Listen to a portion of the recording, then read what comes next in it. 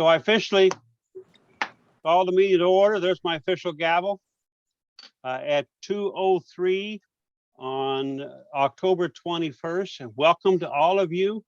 Couple announcements I want to get out of the way very quickly to make things a little easier for everybody. We have a number of people helping on this call doing different things. If you're on a cell phone or there's more than one person on your computer, when we do our voting later on, you have the ability to send a text. Reverend John Prain will be the person you'll be texting your vote to by cell text, and John's going to put his phone number in the room. Probably already has. He just did, yes. And also, we're going to put a link in the drive to, or a link in the chat to the drive that we also sent you a link on earlier. The documents that we'll be reviewing are in that drive, and you'll have access to that not just during the meeting, but after the meeting as well. So we would let you know that. We'd ask you to try to use the mute button until you are recognized. If you want to be recognized, please use the reaction button. And the reaction button, there's a raise hand feature. A reminder that when you've been recognized, please lower your hand.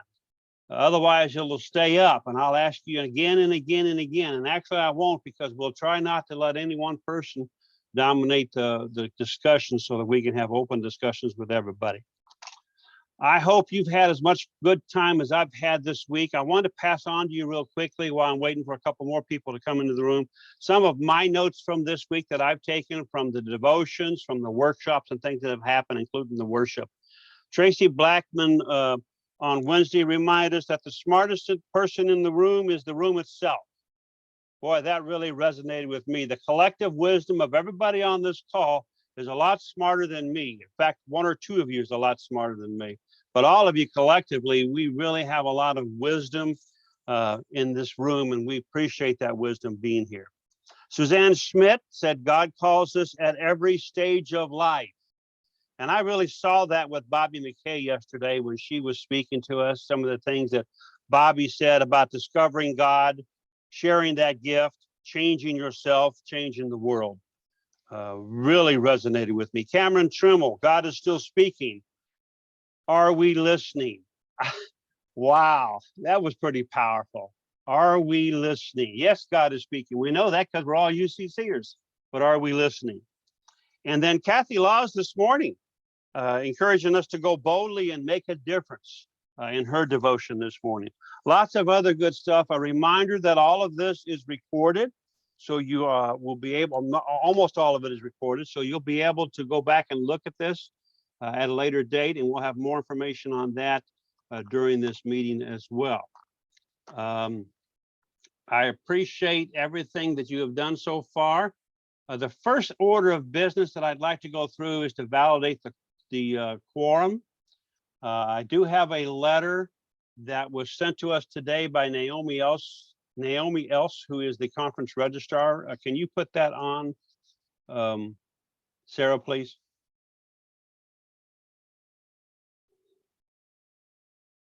So this letter indicates that we have all 5 associations as required by the constitutional representative. We have 123, the requirements to have 100 people registered. 68 are ordained ministers, 4 licensed ministers, 1 commissioned minister, 18 retired ministers, 29 lay delegates, and 3 conference council members.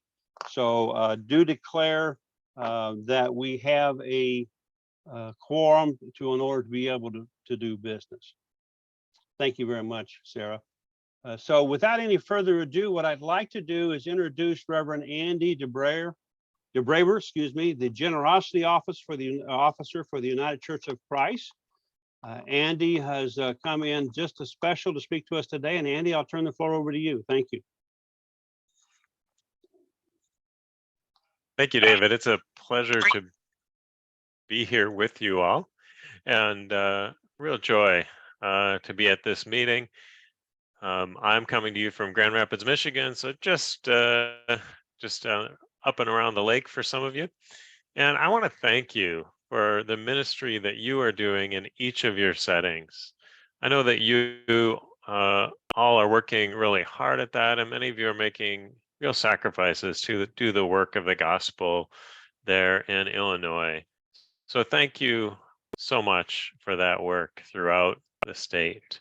I also want to thank you for your generous giving to our church's wider mission that goes to support not only the Illinois Conference, but also the national setting of the United Church of Christ. Thank you for your basic support gifts, as well as your giving to the special mission offerings for those of you who are 5 for 5 churches, and to our other appeals. And I just want to share a few of the places where you are right now by virtue of your gifts to OCWM. You are at our southern border, working in Arizona, advocating for justice with immigrants and providing them with water in their thirst. You are there with hundreds of churches, including some of you that are hosting refugees around the country, hosting people from Central and Southern America, from Afghanistan, from Syria, from Ukraine, and elsewhere. You are there in Ukraine. In my 6 years in this role, I've never seen such an outpouring of generosity as I have for the people of Ukraine. As the United Church of Christ, we have raised $3 million that goes to our partners to support those in need in Ukraine now with food, shelter, compassion, and to be there for the long term, rebuilding homes and rebuilding lives.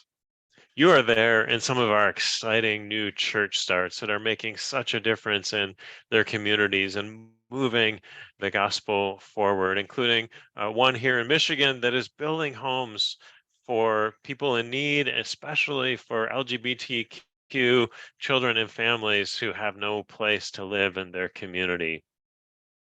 You were there a couple weeks ago when we held the Space Between Summit, thinking about what is it to be in this COVID informed, pandemic informed, maybe post pandemic coming soon time where hundreds of people came together to think about what have we learned? What has changed? How do we move forward? And you were there with them, supporting them, helping our churches grow and adjust. You are there as we advocate for the rights of nature through our environmental justice ministries. You are there when people go to ucc.org online, when they're at home and they go to find a church near me. And maybe they go and find your church and they show up in your pews. You're there when people sign up for Still Speaking daily devotionals and read that every morning and nurture their faith and grow in ways of being UCC together. 2 more. One, you're there in our Join the Movement for Racial Justice campaign that began about a year ago and is growing even as we speak. This is a major emphasis in the United Church of Christ over the coming years. And finally, I have an exciting announcement for you. You are there, as you know, from exactly 3 years ago yesterday. The Illinois Conference was where our medical debt relief campaign started. The press conference was 3 years ago yesterday at Trinity UCC when we eliminated $5 million worth of medical debt that day on the south side of Chicago. Since then, we have eliminated more than $120 million of debt. You are there when that happens. And I am excited to announce that you are bookending our medical debt relief campaign through your campaign over this past year when you raised $45,000 to eliminate over the next 3 months another $5 million worth of medical debt in Illinois. Throughout the holidays, people will get letters in October, November, December that say your debt has been relieved because we love you from the United Church of Christ, the Illinois Conference, and because God loves you. You are there as those families celebrate. We are stronger together indeed. 36 conferences Nearly 5,000 churches, over 800,000 people across this country, united in Christ's love and working toward a just world for all. Thank you, thank you, thank you. Thank you, Andy. We appreciate everything that you folks are doing as well. Any questions or comments for Andy from the group before we move on?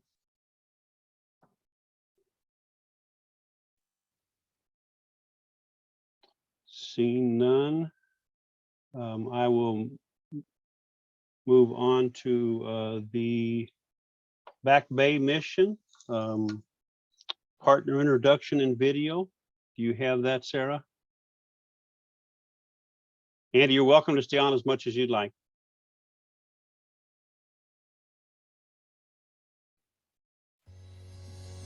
Greetings, Illinois Conference of the United Church of Christ. I am happy to be with you, our UCC siblings, today as you meet virtually. I want to take just a moment to announce our 100-year anniversary at Back Bay Mission in beautiful Biloxi, Mississippi. Many of you in this conference certainly know Back Bay Mission. You've been on mission trips, you've helped restore and rehab homes on the coast for those living in poverty or living in fixed incomes. We are grateful for you, and we are grateful for your commitment to Back Bay Mission. But if you aren't familiar with us, we began 100 years ago as a ministry of two churches here on the coast that became United Church of Christ churches in 1957, First Evangelical and St. Paul. They saw a need among the newest immigrants to the coast of Mississippi from Yugoslavia and other Eastern European countries. These immigrants were coming to the coast to work in the shrimping and oyster industries, looking for a better way of life for their families. But of course, as most first-generation immigrants, times are hard, and they didn't receive a living wage, and their entire families, children included, worked in the shrimping and oyster factories. But the good people of First Evangelical and St. Paul, they provided education, Sunday school, clothing, shoes, food, job training, and even medical care. This work among the immigrant populations grew into what Back Bay Mission is today. We work with the unsheltered and those living in poverty. We do this work among the most poor in our nation because Mississippi has the highest poverty rate of almost 20%. We no longer have a United Church of Christ on the coast, but Back Bay Mission continues to be the God is still speaking presence on the coast. Our national minister, John Dorhauer, said, Back Bay Mission is the church of today, hands and feet of Jesus. In 2021, we completed 71 home rehab projects for persons and families living in poverty, even during the height of the pandemic, with limited volunteers who were not coming from UCC churches because of the pandemic. We have 5 case managers who serve those who are homeless or living in poverty by offering life-saving resources and services. Now, it's true that our capital campaign is aggressive, but it's a campaign that is grassroots, designed by our frontline staff who identified the needs and gaps in services here at Back Bay. We need a mental health and substance abuse navigator, funding for 3 years. We need to also retrofit our Micah Day Center for homeless services, expanding the space, adding showers, adding office and ministry space. We're also planning on expanding our emergency assistance program or our homeless prevention program, helping keep people and families from becoming homeless. Please join us in making good trouble on the Mississippi Gulf Coast. That's our theme for our 100th anniversary. Make a pledge or a donation to Back Bay Mission this year as we celebrate 100 years of strong and vibrant work. God is still speaking on the coast of Mississippi through Back Bay Mission. Thank you.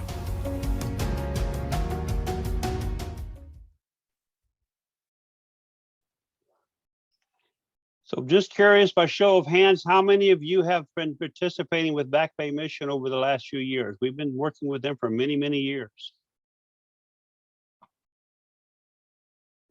It is a great mission, and I'm glad we have the opportunity to work with them. Thank you, Patrick. I see your hand. Rudra, I want to thank you for sending me a picture of you on your porch working in front of your forest in the backyard. I really appreciate that, being down here in the basement. Hi, Jonathan Knight.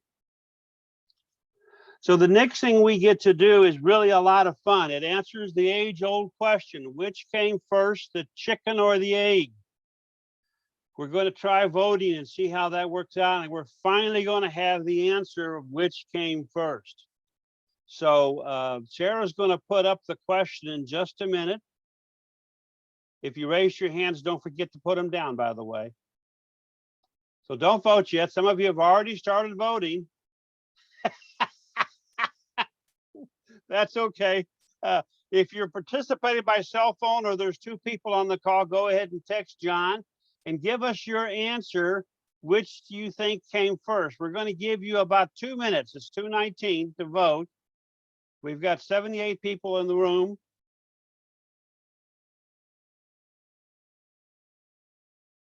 Andy, I don't know whether you have the ability to vote on this particular question, but feel free on this particular question to cast your vote.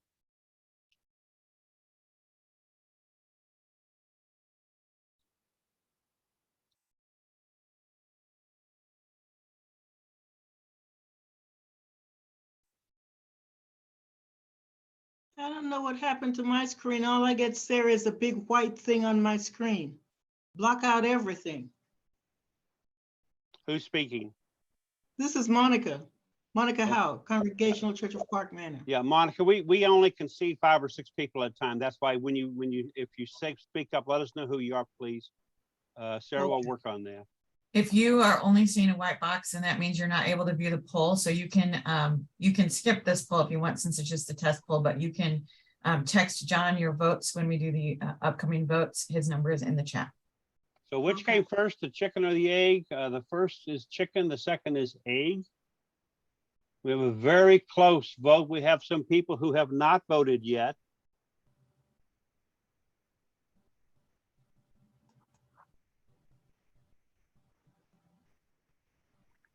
And Sarah, So it doesn't look those like folks are the ones who said they were on phones.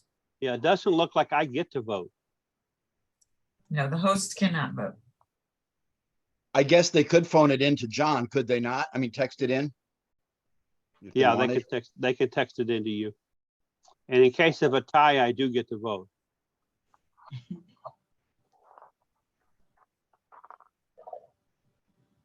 We've got 65 people so far.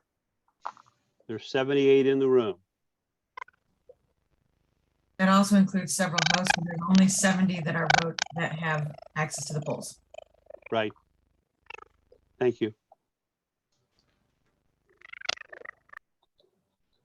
All right, so 92% of the people have participated, 65 of 70. The chicken came first, according to 34 people. The egg did not come in first. It had 31 votes. I hope we don't have any votes that close today. Did anybody have a problem voting? I heard the one person say they had a problem, they had a blank screen. Was everybody who texted able to text? John, did you get some text votes? That's why my hand's up. Via text, we had 1 chicken and 1 egg. Okay. Very good.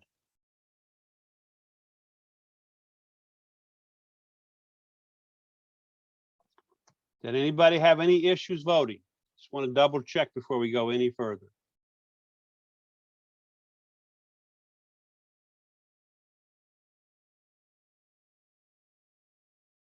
All right. So now we're going to move on to our first order of business, which is to elect a parliamentarian. Last year, we were fortunate enough to have Marva Pruitt with us.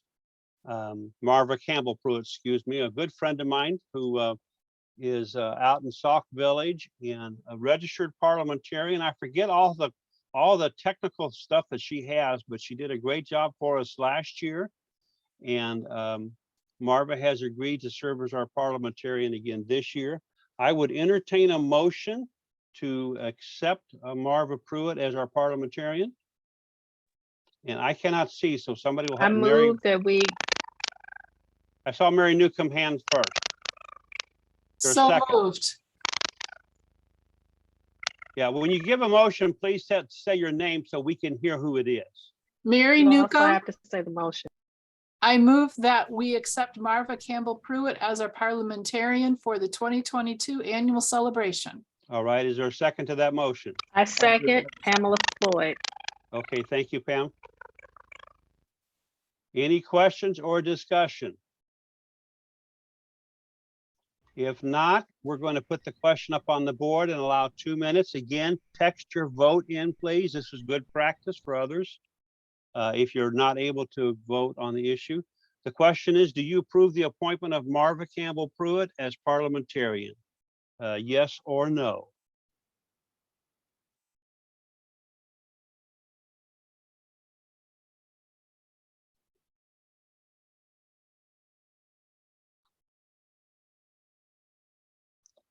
Donna, I see your yes, but if possible, can you text that to John on his cell phone? Okay, sorry. Before I had the screen to hit, you know, they showed the little thing. Okay, I'll do it that way. Sorry. Thank you. That's all right.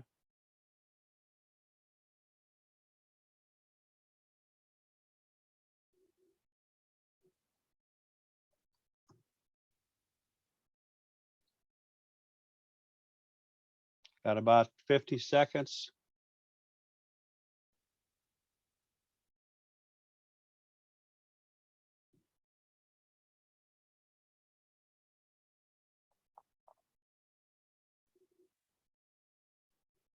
I think the rest may be phone votes. So, John, what do you have?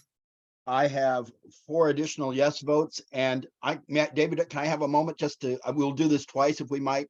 May I give my phone number verbally for those who maybe can't see it in a chat? Sure, sure. And I'll do this again later. My phone number is 309-255-6702. Again, 309-255-6702. Thank you. Thank you, John. We'll allow 15 more seconds. 6 yes votes. Thank you.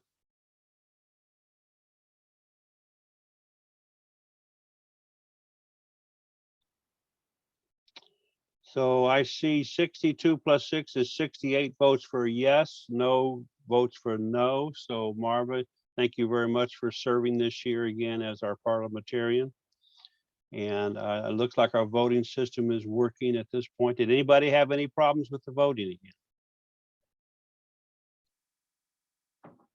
Very good. The next item on the agenda is to approve the agenda itself. That agenda was sent to you, but we'll put it on the screen for you to see. For today, we're only approving today's agenda. Are you sharing that, David, or do you want me to? If you don't mind, will you do it, please?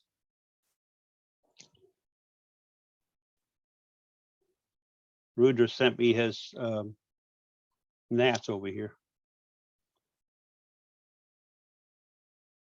That's the agenda approval. You actually have the agenda. Nancy Fraley, are you on the call? Yes, I am. Okay, so you're keeping minutes as well, right? I'm trying. Okay, we're recording this, Nancy. If you have a question, feel free to. I know. let us know. Thank you. So here's the agenda, which we've already started, as you all can see. Today, the only thing we're voting on, besides the parliamentarian that we just voted on and the AG, is the agenda, the minutes, and then the rest is reports today. Tomorrow will be when we vote on the issues of the budget, the nominating committee report for the elections, and the general synod reports, and anything else that might come up. So the next item on the agenda is the approval of the agenda. Do I have a motion to approve the agenda, please? Lori I'm Reed, Marilyn. I move that we Lori approve Reed, the I agenda for day heard one. Lori Reed. Yes, I move that we approve the agenda for day one. Thank you. Is there a second? A second. This is Donna. Thank you, Donna. Any discussion?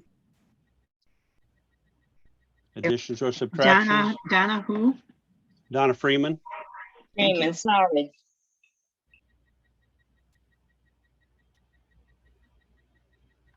Okay, let's go ahead and open the voting up, please. All those in favor, yes. Those against, no.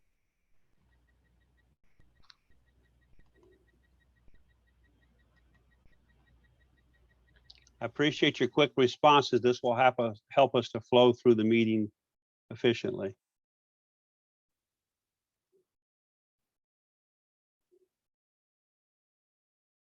John again has put his phone number in the chat if you need it.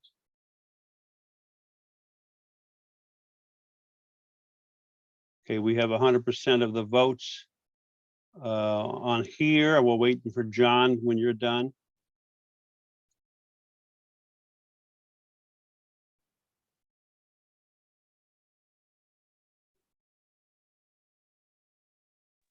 David, I have 5 yes votes. Okay, that makes a total of 68 yeses, no nos, and 2 abstentions.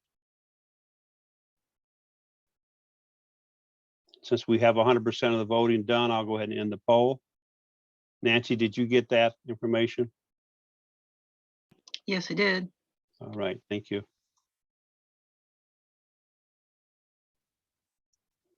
Thank you. The next item on the agenda is to approve the minutes of last year for the 19th and the 20th. Those are on the drive. I'm not going to put those on the screen. Bill Regal was the conference secretary at that point and did do the minutes. Are there any questions and or comments about that? And before I do that, let me ask for a motion to accept the minutes for last year's annual meeting. We're going to do the special meeting. Susan Terrell, I accept the minutes. Make a proposal to accept the minutes of last year's meeting. I'm sorry, who was that? I didn't hear it again. Susan Tyrell. Thank you, Susan. Is there a second? I second. This is Peg Fallman. Thank you, Peg. Now, do we have any discussion? Sarah again has put the link on the drive for the minutes and anything else, all documents. You'll be able to review that and have access to those after the meeting as well, which is kind of nice because that's part of the transparency we've been talking about for a couple of years. You get to see what we look at every month at our conference meeting as well. All right, let's go ahead if there are no questions or comments and vote. The question is, do you approve the 2021 annual meeting? This is the annual meeting minutes, not the special meeting. Please vote yes, no, or abstain.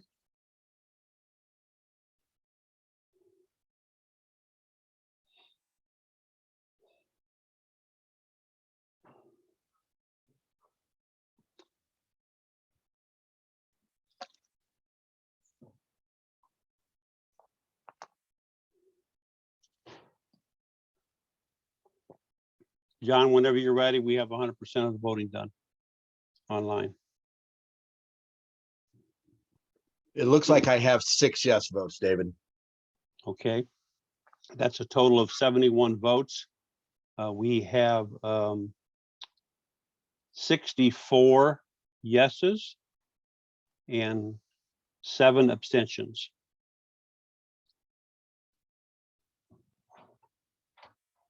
Nancy, do you have that? Yes, David, I do. Thank you. Okay, the motion carries. The next motion is for the special meeting.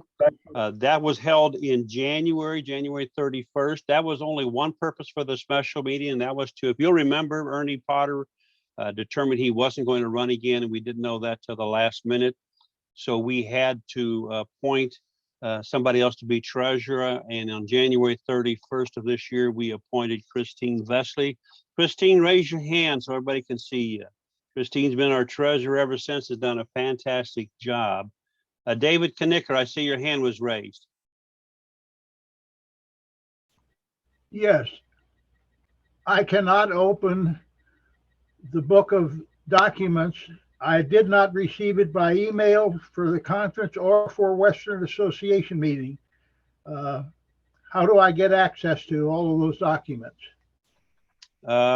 We can send it to your email directly. David, you should be able to open up, if you can open up a Word document. I can do that. Most of these are either Word or that. Sarah, do you have his email handy? David, if you Yes, would put, there are also copies of all of these items in a condensed format in the session listings in the Zoom events pages.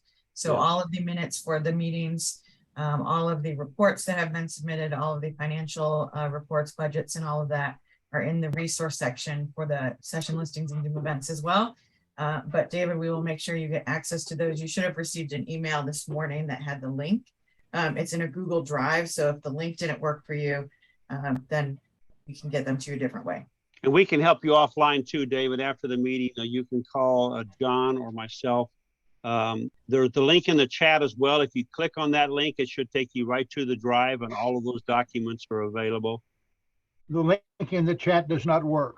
Okay, all right. Then we'll get it to you. Any other questions or comments on the special meeting? Again, the only thing done in the special meeting was the approval of the Christine Vesley as the conference treasurer. And we will reaffirm that that was only good until this meeting. We'll reaffirm that tomorrow when we nominate her again to continue to serve. Did I have a motion to accept those minutes? I forgot. Nancy? No, you do not. Okay. Can we go ahead and have a motion to accept the special meeting minutes, please? Barbara Lorbach, I move we accept the minutes of the special meeting. Thank you, Barbara. Is there a second? Catherine Irwin, I'll second that. Catherine Irwin, thank you very much. Several of you are volunteering, so thank you very much. We appreciate that. Any discussion on that? We're going to use the same poll as the last one to do this vote as well, because it's a similar issue. This makes it easier to do. So Sarah's going to put that back up on the board and we'll vote.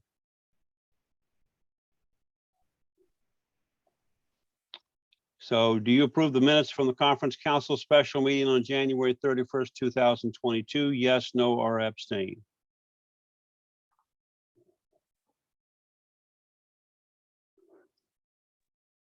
Point of order, the ballot also is asking about the council special meeting on March 19th. There's two questions on that poll. Yes. Thank you, Grant. Let my brain go to work for a second and remember what the second meeting was. Oh, the second meeting was to replace Bill Regal, who resigned because of health reasons and retirement. And so we asked Nancy Fraley to step in. And again, that special meeting was called only for that. The conference did give us permission to do that last year, but I wanted to make it a part of the minutes. And what I'm asking, you could say we're asking to accept it as much as approve it, but I put approve in there just because it makes me feel better. So if you'll vote on that one too as well, we'll cheat if that's okay for my parliamentarian and use that same motion for both, because we have them on the same ballot, unfortunately. Could that be put on the screen again, please? Some of us probably submitted the first one. It's still on the screen. Not if we submitted. Oh, really? Or the motion, we can't see it. Okay. Can we put? There it is. All right, we're going to do it again. So you'll need to vote twice, one for the first motion and one for the second. They're both special meetings. First one for Christine Vesley, the second one was for Nancy Fraley. And Nancy, again, will be reaffirmed tomorrow at our nominating committee report. Vote.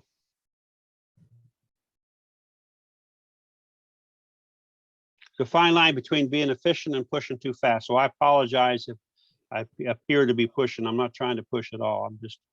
This is Mark Winters. A point of order, and maybe I missed it. Why is the annual meeting having to approve minutes of the conference council? Shouldn't the conference council be approving conference council minutes? That's a good question, Mark. Last year, because at the last minute, somebody had resigned. There was some question about whether the conference council could do it because the Constitution says it has to be done at the annual meeting unless the conference council is given approval. So the conference gave approval to the conference council last year. So we're just trying to be transparent here. You could question whether we need to approve it or just receive it. I chose to use the word approve, but it could have been just receive. I want to draw attention to it. That's why. Yeah, I just personally, I don't feel like it makes sense for me to approve minutes of a meeting I didn't attend. So I don't know if the minutes are accurate because I wasn't at the meeting. So yeah, I would receive it, but the minutes are in, maybe that's just me and I'm over. No, I understand. The minutes are in the drives for you to see. And again, the only business that was done in both of those meetings, well, that's not true. The other meeting was a conference council meeting, but part of it was a special meeting just to approve Christine Vesley. We had authority from the conference to do that, and that's in the minutes that we already approved from last year. Okay. David, 5 yes votes via text. For both? Yes. Okay. So we're almost done with the second question. I'll wait till that's done.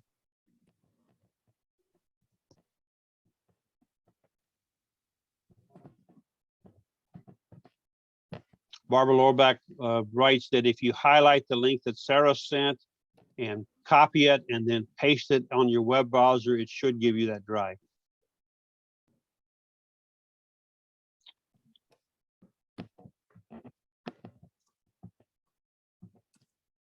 Okay, so on the first question, we have, you said 6, John? We had 62 yeses and 9 abstentions. David, I said 5. 5, okay, thank you. 61 yeses and 9 abstentions. On the second question, we had 58 yeses and 9 abstentions. So the motion carries on both.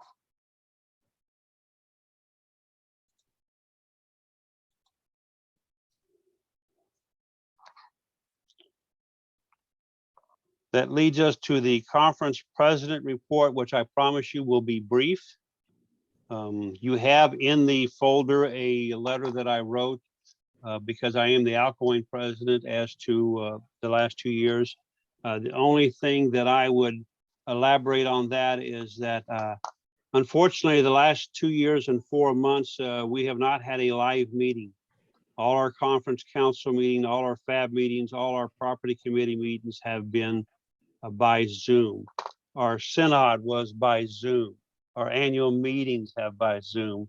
I miss being able to reach out and grab your hand and shake it or hug you and being able to say hi. And it's probably the one regret that I have over the last 2 years and 4 months is I have not been able to do that. Some of you I have seen privately, face to face, but most of you, it has been strictly by Zoom. And my hope is in the next 12 months, we'll be able to get to live meetings. That being said, I think we've been very efficient. I really appreciate the work that the conference council has done. In particular, the executive council has done, the staff has done, the FAB committee has done fabulous work in the last couple of years. And the property committee, which has met every month in the last 2 years and 4 months, has really moved on and done some really wonderful work. And you'll hear some of that in the coming months as we receive the audit that ESC is doing right now. I'm grateful for the quality. We had people doing hard work 2 years ago as well.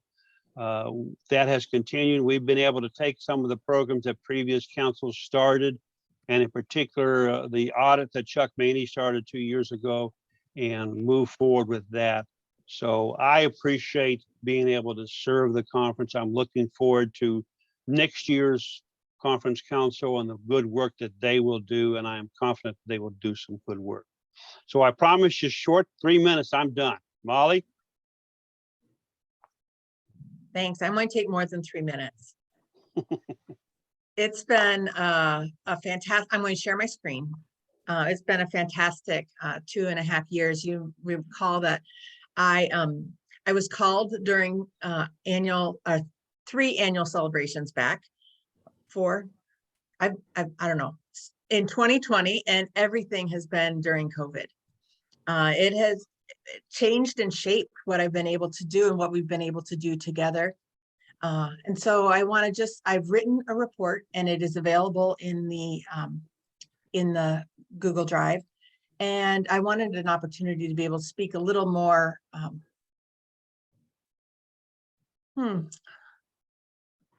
directly with you all. So just the state of the conference. I think that the conference is doing great. One of the images that has been shared with me is this image of a table with 4 legs and a nice flat top and a vase of flowers on the top. And the vase of flowers in this setting represents our mission, right? It's what we want to focus on. It's what is beautiful and fulfilling and life-giving is this vase of flowers. And the top of the table is all the programs and such that hold up our mission. But if we're really in a position as a conference to really need to work on building our capacity, and in this metaphor, the capacity building comes within those legs, 4 legs to this table. And the 4 legs that support the program, which supports the mission, are staffing, funding, governance, and financials. All 4 areas, which were really clear when I came on board, were significant areas of needing attention in the Illinois Conference. And we have done so much work on our capacity building. Specifically, how we've been working on strengthening our structure is we've had massive improvements in the last 2 years in our area of finances, and it's not usually spelled that way. Apologize. In the last couple of years, last year, we adopted new policies and procedures. We are now at a place where we have solid, consistent, and accurate reporting prior to every FAB meeting, Finance, Administration, and Business meeting, before every council meeting, where I'm able to review these reports and manage to them. Council's able to review them and note any inconsistencies. Council has really stepped up, and FAB have really stepped up their commitment to understanding our financials and paying attention. And that's a really important part of us moving forward. We're also, you'll be seeing later today, balanced budgets for both the conference, for the conference, for the TPERC program, and for both of our camps. And we're in such a different place than we were 2 years ago. One thing that I want to be really clear about in our work of evaluating and cleaning up all of our financial processes is that we as a conference, we are not broke. We have assets, we have cash flow to support our ministries. And you'll see all of that detailed and outlined in the detailed budget reports that you'll see in a little while. But there are some next steps. There are a couple last pieces that we're working on cleaning up in our chart of accounts. As David mentioned, in 2020, the council contracted with ESC, which is Executive Service Corps, to evaluate our conference and help shine light on what were the real challenges. That we had a sense that we had some real challenges, but ESC came and evaluated our organization and identified several things. We've asked them to come back and take a look at where we are now, and where we are now in comparison with where we were 2 years ago, 2.5 years ago. And give us some observations and some guidance and some insight into maybe what we need to learn from what we've been through the last 2 years as we go forward in our next phases of ministry. We're also looking at hiring a new accounting firm. We've hired Keith Clark Hoyos. He's been with us for a little over 2 years now, and he's been amazing in helping do nearly a complete forensic audit, and then a complete conversion to new software. And with a whole new chart of accounts, everything is converted.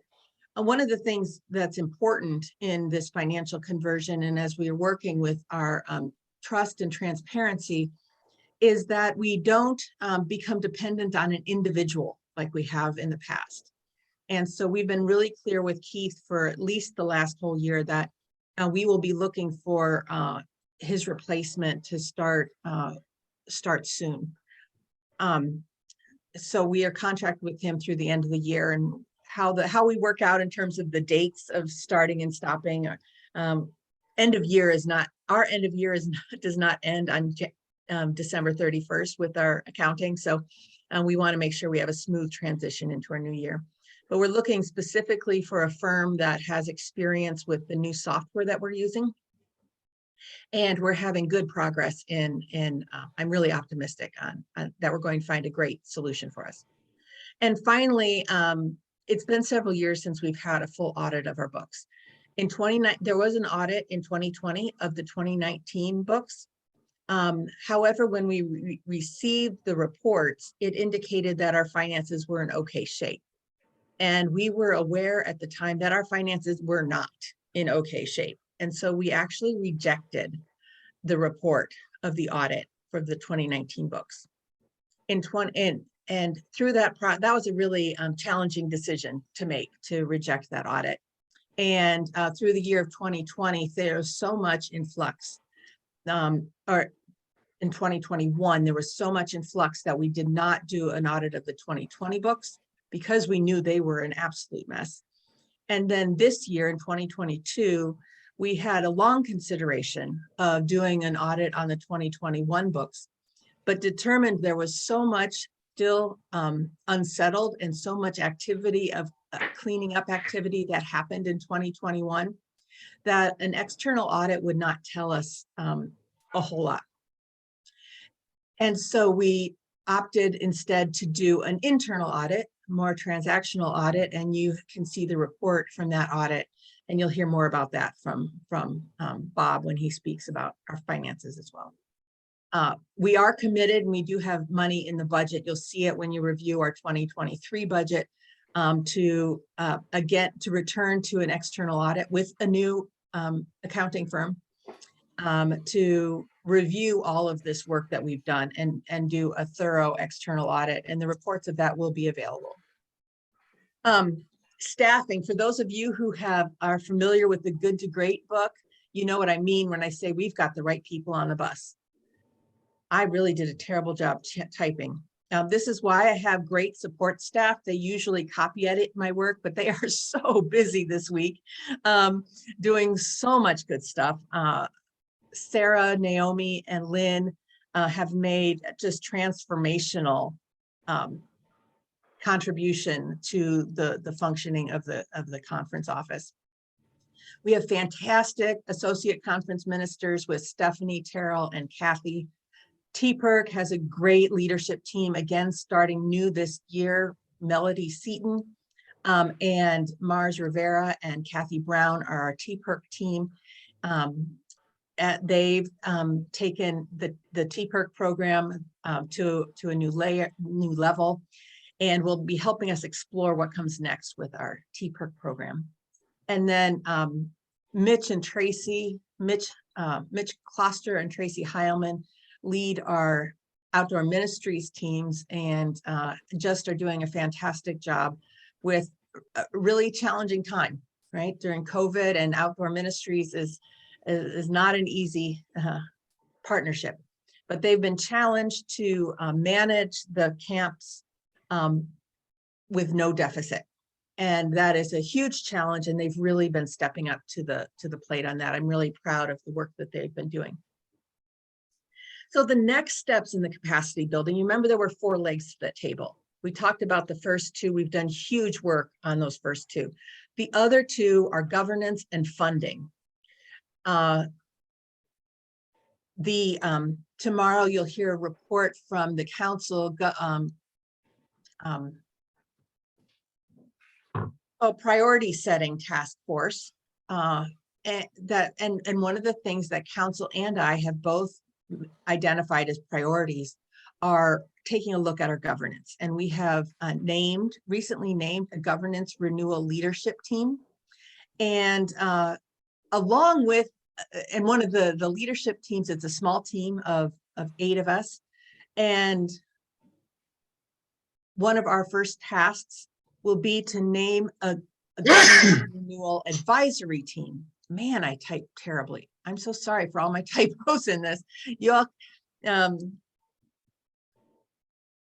don't know, we ought to have some sort of award for catching all my typos.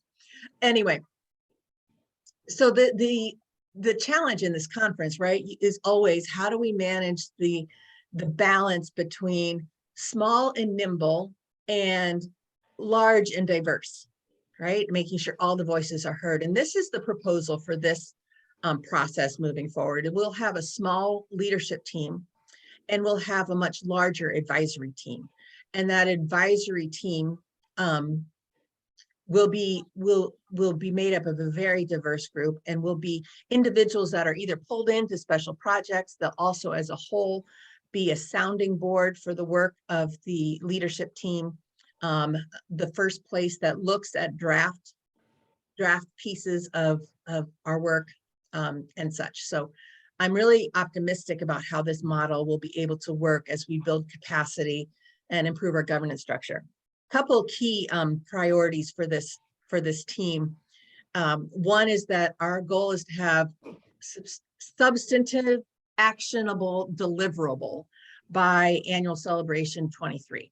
So we might not have a full revised constitution and bylaws by next fall's annual celebration, but we need to have substantive, actionable deliverables by then. We are deeply committed to engaging broad engagement throughout the conference. So watch for association-based town halls, other opportunities to connect and engage. And yes, there are several typos in that sentence too. And finally, we're just sort of our mindset, our perspective looking at this is that we're looking at starting with blank paper instead of a red pen when we're looking at revising and renewing our constitution and bylaws and the way that we organize our work together as a conference. So I invite you to please keep us in prayer and keep a lookout for, as that work unfolds, how you can be engaged with that. And then the fourth leg of the table is funding. And nationally, OCWM goes down every year. I am thrilled to announce that between 2020 and 2021, our OCWM went up almost 10%. And that is phenomenal. And that is fantastic. And I'm so grateful for all of you and the trust that demonstrates, that the trust in the conference and our exceptional financial stewardship is growing. However, we do have almost a third of our congregations don't give anything to our church's wider mission.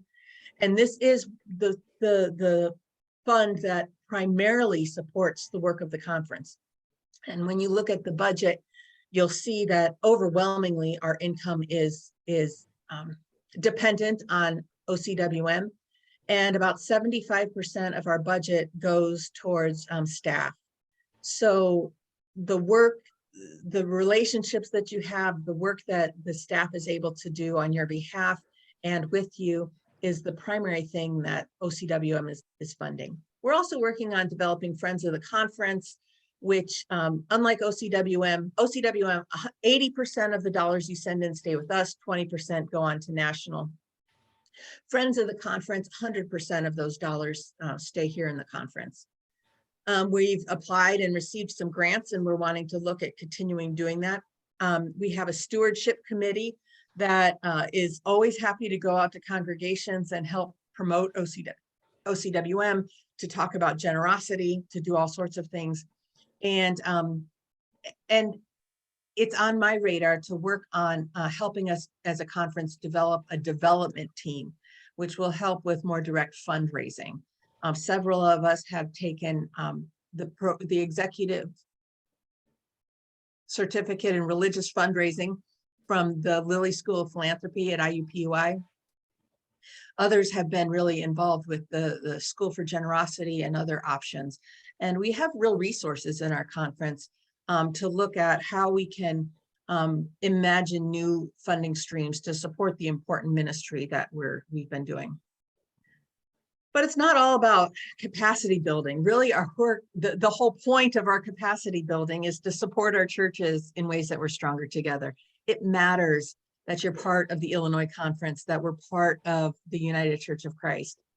A couple things that I'm excited about is that the budget that you will have a chance to look at reflects our commitment to hiring a third settled associate conference minister. Stephanie Perdue has been here as an intentional interim, and we are at a place where I feel confident that hiring a third settled ACM is both possible and important for us to continue to thrive in our mission. We're also going to be working on applying for a sustainability grant to continue our TPERC program. We've been invited by Lilly to apply for more funds to be able to continue Thriving Pastors and Revitalizing Congregation program. And the MLT, so that's the ministry leadership team. That's myself and the 3 ACMs. We had a great retreat this fall where we started looking at how do we restructure the way that we provide pastoral care, or that we provide care and connection to our pastors and to our churches. And with an awareness that there are things that we've done really well and things that we have done not so well and things we just haven't done. And how can we transform that to really better support our churches being stronger together? So those are some things that you're going to see unfolding in the next several months. All of this is under is approached through a lens of some important culture changes. I've been talking about these for the last several years, and I hope to be around long enough to be talking about these for several more years. This is not quick change, but it's the lens through which we view all of our decisions to do all of our work. And we're working on building a culture of broad engagement, of trust and transparency, of experimentation and innovation, of forward movement, of optimism, and a culture of diversity, equity, and inclusion.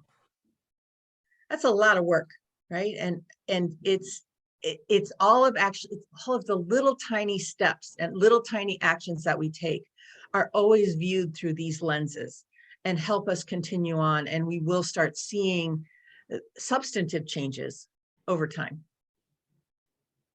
So anyone who's had me at their church has heard me say this. The Illinois Conference is all of the members of all of the churches, all of the clergy, and all of the covenantal partners affiliated with the United Church of Christ and located in the northern 2/3 of Illinois. The conference is not the elected officials or the hired staff or a building in Westchester or part of a building in Westchester. The conference is us. And our work, the work of the conference, the work of you as the elected, the delegates to our annual celebration, you as the council and the elected officials, me as your conference minister, our work is all about helping local churches be stronger together. And as we do that, there's some things that help bring some perspective, right? One of the pieces of work I do is I work with our covenant partners. There are so many ministries that have emerged from UCC or current or ones that, you know what I mean, churches that ended up being part of the merger that maybe they maybe weren't UCC at the time, but they would have become UCC. Anyway, all these ministries emerged from historical UCC churches. Advocate Aurora Health here in the Chicagoland area, they're pending a huge merger with Atrium Health out of Charlotte in the Carolinas. And that's currently being reviewed with the antitrust folks, but we anticipate that that's going to be happening. So one of our UCC churches felt a call to provide health care to their community. And over the years, it has grown and is currently a 26 hospital healthcare network and is about ready to double that size and be present even wider. And the the folks at Advocate are and at the new company name will be Advocate Health, are committed to retaining their historical relationship with the United Church of Christ and incorporate members of us in several layers of board responsibility to be the voice and the perspective of our communities. They're very conscious of their faith-based roots. Community Renewal Society is another amazing organization that's a covenant partner. Their annual member assembly was last night. It's available on their YouTube page. I hope that you will all participate. Again, Community Renewal Society has grown out of UCC churches, is very faith-based, and it talks about faith at the intersection of race and poverty. And it does some amazing, amazing work.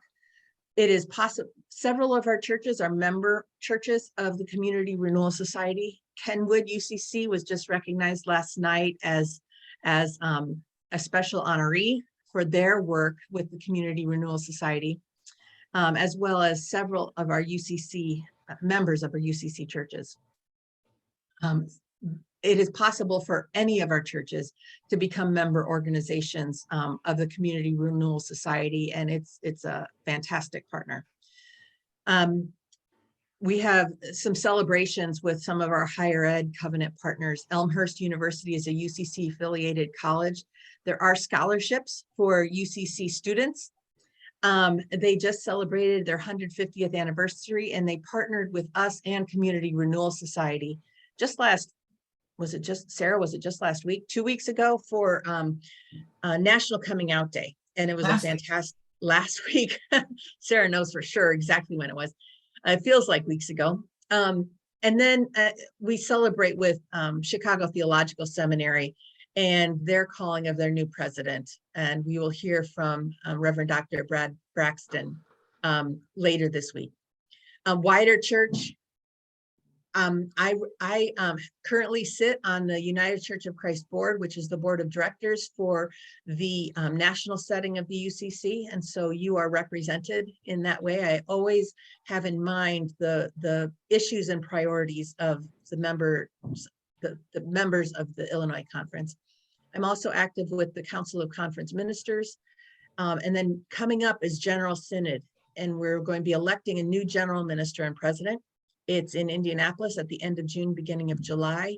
And there's some conversation going on right now about how neighboring conferences may be called upon to be engaged in support of the General Synod. It will be live in person in Indianapolis. And whether you're a delegate or not, I invite you to consider going. There's going to be amazing worship, incredible workshops, opportunities for networking.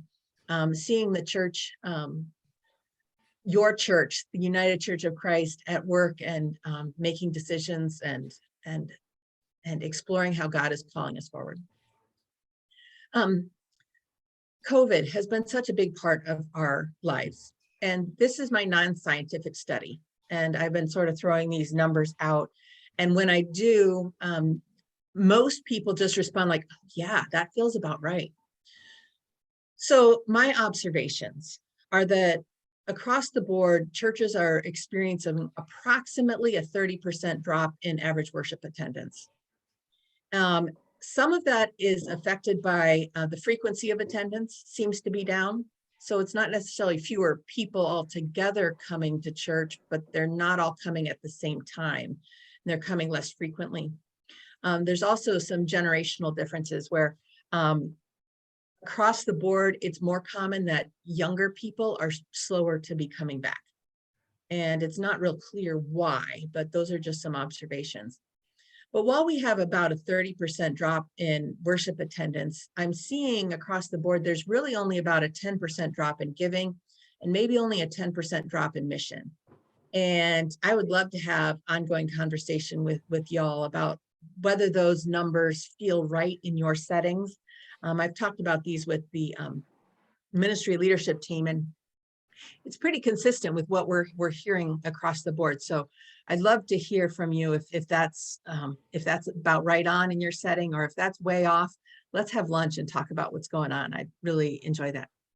And then the other big part of my work is around being a spiritual leader for the conference. I'm doing a lot of preaching and visiting churches. I love it. I welcome invitations. My calendar fills up several months in advance, so I may not be, you can't necessarily call me for next week, but reach out to me, send me an email. I'd be really happy to participate in your church celebration or just your average worship experience. I do ask that I not come as pulpit fill, but I come while your pastor is there, so that first your pastor gets a little bit of a break and a little bit of extra space in their week leading up to it without having to do sermon prep, but that they can also sit and be part of the congregation in that message. I also want you to know that the MLT, we have weekly intercessory prayer, and we lift you guys up all the time. If we're aware of particular prayers, we lift them up, absolutely. And we regularly pray for all of our pastors and all of our churches, more in that sort of lumped in generality. But even then, it's often with some specificity, because we are here, we do hear you. We do pay attention to what the challenges that are going on in your settings. And we do lift you up in prayer with great regularity. Finally, I want to note that I really have an open door policy. Send me an email, send me a text. Calling me directly is probably the least likely way to get hold of me. Not because I'm so often not available to answer my phone. You can give it a try. I'd be happy to talk to you if you call me, if I'm available at the time. But I really do want you to know that I'm available to support you and to hear what's going on with you and what's going on in your setting, and answer any questions or be a listening ear. And I just want to close. I'm just so grateful for our shared ministry. It has been a wild ride the first couple of years here, but this is work that I love. This is work that I really feel called to. It's work that fills my spirit. And I'm excited about where God is going to lead us next. With that, I will stop sharing and turn it back over to David. I would be happy to answer questions, David, if you want to open that up. We have about 5 minutes on our schedule. If anybody has questions for Molly, raise your hand in the, if you're able to, please, on the reactions. And help me look, John. I saw Rachel, would you have a question? I don't, I was clapping. No, I can't figure out how to get it off. You just have to wait for the clapping. I see Tyler Yost. Tyler? Hi, Molly. I was just curious. I know you said that data that you had collected was non-scientific. How exactly did you collect that? Was that anecdotal evidence, basically? Mostly anecdotal. I was hearing from all kinds of churches, and it was just so consistent, the kinds of numbers that I was hearing. Is it consistent with your setting? Are you experiencing that? You're at Winnetka, right? I think it's similar to our setting.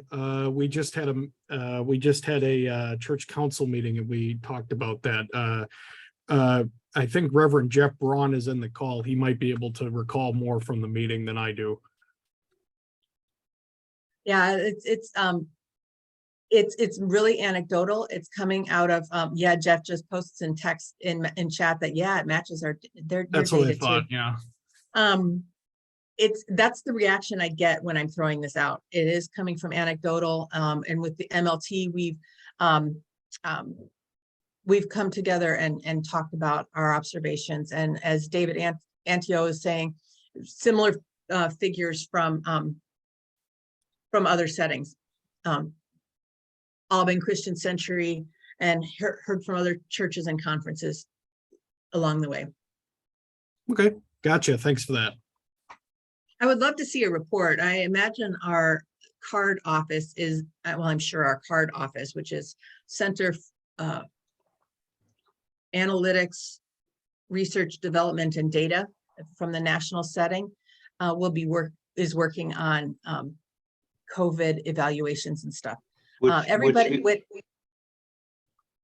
I'm sorry. Excuse me. Yeah, excuse me for interrupting, but that gives us the opportunity to talk about how important that is to send that information in at the end of the year to the national office.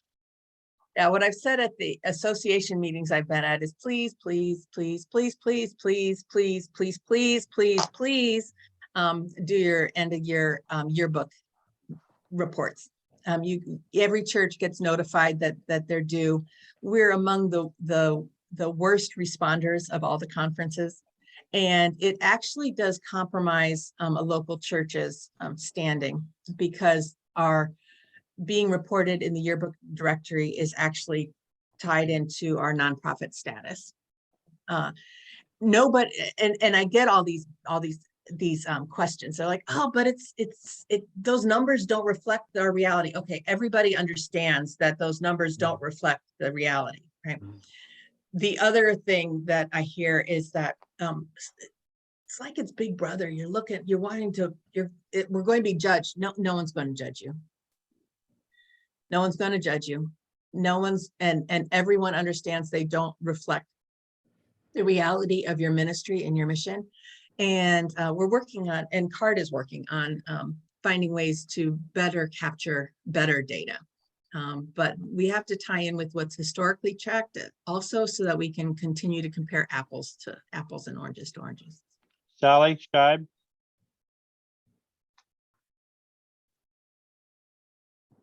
Forgot to unmute.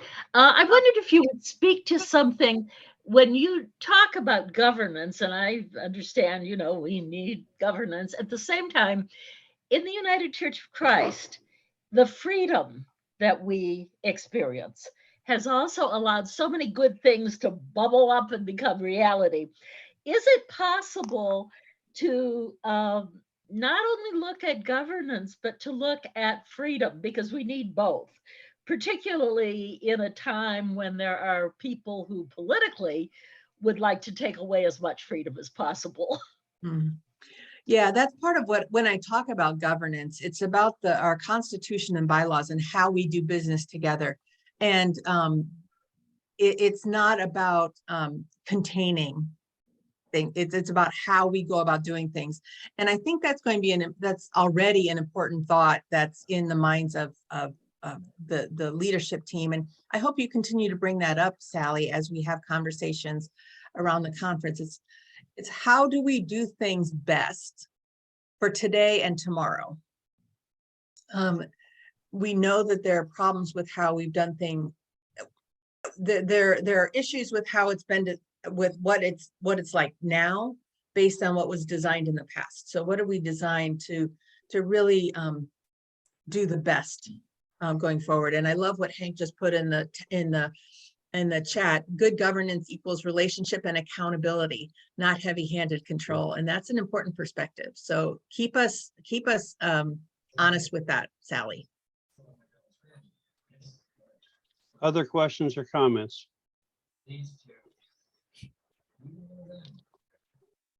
Thank you, Molly. We're going to go right into the FAB report. We are not going to vote on the budget today, but I thought it was important to spend some time on the budget. Bob Poor, and I don't know if Christine's going to help with that, are going to talk about both the budget and the internal audit that was taken. And again, you have a copy of the budget in your drive so that you can review it tonight if you'd like. We will not vote on it until tomorrow. Bob, I will turn the floor over to you.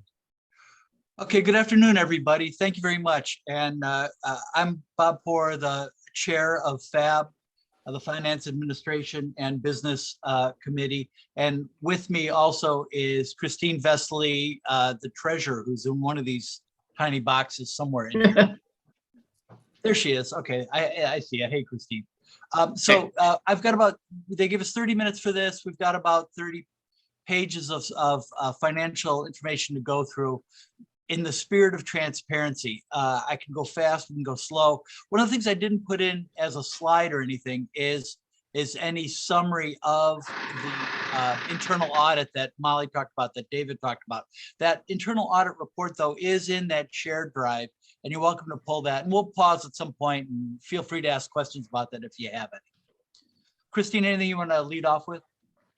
No, only that I'm suffering from jet lag because I just returned from Europe yesterday. So I'll try and keep my mouth working properly. The entire conference feels sorry for you right now. Yeah, right. Okay. I know. Everyone's sad. Okay, so let me share this report. Again, you see our names there. I just have a couple things to go through. I'll go through the financial reports. These are through the end of August, so you can kind of see where we're at, essentially today. And then also a quick summary of our investments, because that can be really confusing for folks if you don't look at our financial reports all the time. We'll take a look at insurance real quick too, which is a big deal for our conference. And if we don't keep a regular eye on our insurance, that can get really messed up, can really get out of hand. Then we'll talk about property just briefly. Molly mentioned that as well. And then we'll get into the part that we'll vote on tomorrow, which are the draft budgets for 2023. And in the backup, we have there, if anybody wants us to go there, Christine's favorite part of our financial reports, which are the listing of our restricted funds. Okay, so I'm going to go fairly quickly. I cannot see the chat when I'm sharing my screen like this. So David or John or whoever's tracking chat, or Christine, if you see something, I'll pause occasionally, but give me a shout if somebody has a question. Okay, so the first part of our financial reports is our summary of our financial position. In other words, what are our assets and what are our debts? Okay, from an asset perspective, you can see it here. In terms of our bank accounts, petty cash, our investment accounts at the United Church Fund, those are investment accounts, loans receivable, grants receivable, and mortgages receivable. We have about $3 million in current assets there. Plus, then we have the 5 churches that we own at the moment, and I'll talk about that more in a bit, and also the land associated with Pilgrim Park. So that's another $1.7 million. So $3 million in those current assets at the top, another 1.7 there. Then we have some, reverted asset things. It's really more like paper assets, but it's something that I think accountants get really excited about and normal people do not. The reverted assets are about $591,000 for a total on our assets of $5.3 million. That's for the conference. There are a few liabilities that we have in total, as I said, $5.3 million in our total net assets.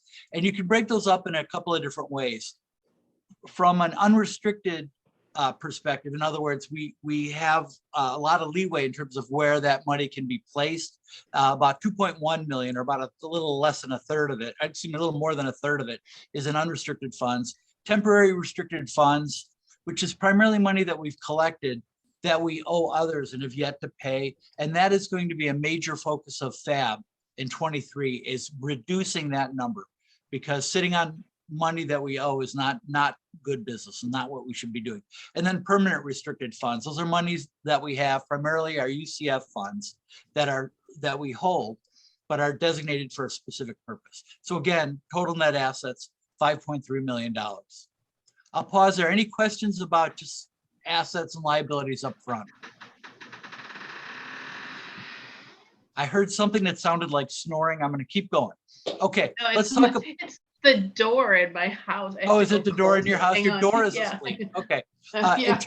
In terms of our budget for this year, 2022, not 23 that we're going to vote on, through the end of August, which is the 8th month of the year, that means we're 2/3 of the way through the year. You can see where our revenue is. Molly talked about the vast majority, 90% of our revenue comes from our church's wider mission. Through the end of August, 2/3 of the way through the year, we'd received a little over $525,000, or about 47% of what we expect to get this year. So that's low and behind what we would like, but it's about what we expect to get at this point, with a lot of the money coming in from churches toward the end of the calendar year. Other income, We're actually ahead on that. We expect about $50,000 in other income through the end of August. We've got $37,000, 75% of what we expected. And that's miscellaneous things that could be grants, bequests, that sort of thing. So total through the end of August, we've received 49% of our budgeted income for 22.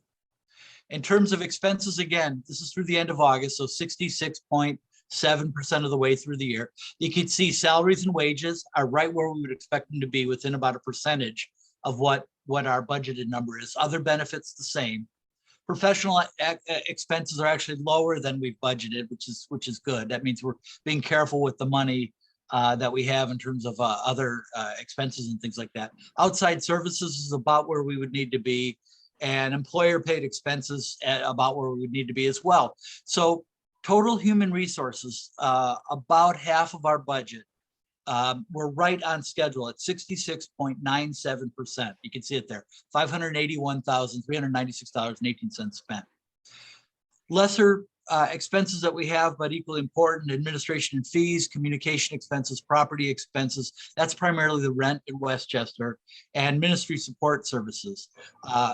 Turnout are all as listed there. So our total expenses through 2/3 of the year are right at 2/3 of what we've budgeted. So we've been right where we expect to be with expenses. However, at the moment, we're running a deficit of $262,000 because we don't have 2/3 of our revenue yet for 22. How does that deficit affect us, in the here and now? Really, the primary place where we feel that is in our cash flow. Ensuring that we have enough money in our checking account, to pay wages, to pay the bills, to pay the utilities that we need to pay. Christine, anything you want to add on that? No, but we do have a question about why the property for Pilgrim Park is on the books and not for Tower Hill. And the question for that, and the answer to that, is because we don't actually own the land for Tower Hill. It's owned in a joint partnership with, I can't remember the name of two. Yeah, the nonprofit Michigan Community Renewal Society. Community Renewal Society, yeah, okay. Thanks, Christine. Okay, I'll continue on. The ODM fund. ODM is not a budgeted fund per se. That's why you see zeros there under budget, but they raise revenue throughout the year, and that goes to various fees, administration fees, and communication expenses and things like that. And at the end of the year, the net positive they have is generally provided to the various camps, and it goes from there. So at the moment, they're ahead for the year of about $16,000. All right, we have another question about what do we expect OCWM to be at the end of the year? Well, our hope is that we will hit our budget of $1.1 million. Yeah, we were very close last year. We were within, I believe, $50,000 of what that goal was last year. So, and we did not increase it from last year to this year to 22. Okay, looking at the Pilgrim Park budget again, 2/3 of the way through the year, their total revenue is a little bit down from what they had hoped to have. They have 59. I'm sorry, somebody asking a question? If not, I'll continue. Okay, 59% of the revenue for the year has come in, $236,000. In terms of expenses, they're a little bit higher than they would like to be at this point. This is primarily the impact of inflation on food and food delivery and utility services for the camps. So revenue total $236,456.40 for Pilgrim Park. Total expenses $312,063. I'm sorry, $312,000. $2,063.96. So a net deficit at the moment, and we hope that they'll get to zero by the end of the year of $75,000. So again, what's the impact of that deficit spending? It's the cash flow for the conference. We have a similar situation at Tower Hill, 66.7% of the way through the year. Total revenue for them is $277,840.39. So actually a little bit ahead of what they projected for 22, with expenses being at 95.81% of what they expected for the year. Again, at 2/3 of the way through the year. So the net deficit there at Tower Hill is $90,000. Any questions about the camps or ODM from anybody? If not, I'll keep going. Let me ask one question. Yes, ma'am, This go is ahead. Kathy Schultz from St. John's and Arlington Heights. What do you expect the deficit to be at the end of the year for the two camps? Yeah, good question. I would expect it somewhere under $50,000 each. So, you know, so that's fairly wide range. Well, yeah, it's not great, but you know, it's something we can manage. And that's something we're talking about at FAB. Great job on getting revenue from different streams and different groups of people in there. Thank you. I'm glad you noticed that. That's actually really interesting. And they've done a really good job on that. Just to go back to that for a second. So one of the biggest growing areas of revenue for the two camps is non-church activities, which I wouldn't have expected until I started to see the numbers come in. So you've got UCC church activities, non-UCC church activities, and then non-church activities. So, you know, the broader community is seeing the value of these camps and using them. I think it's great if there's room, and it's kind of a sin not to use it for something. Great, thank you for the question. Okay, last budget, you may never have seen this before, but this is something as we've gone through the year in FAB, we're trying to get more oversight on and transparency on, is where's the TPERC money, how's it being used, and how are we doing with it? Okay, so the original TPERC money, what came in from a Lilly endowment, it was 5-year money, it was $500,000. And so the way it worked out, we put that money, invested that money, and then didn't. It was $1 million. Was it $1 million? It was $1 million. Oh, I beg your pardon, $1 million. Okay, to begin with. And I didn't use as much of it as we thought we would during the pandemic times, just because things were closed down and things slowed down. As we look through 22 and into 23, we've set up specific amounts to expect to be pulled from the UCF fund in which we've put that Lilly endowment money. For 22, it's $190,000. And then the rest of the money is really TPERC buy-in fees from the various churches that are participating in that.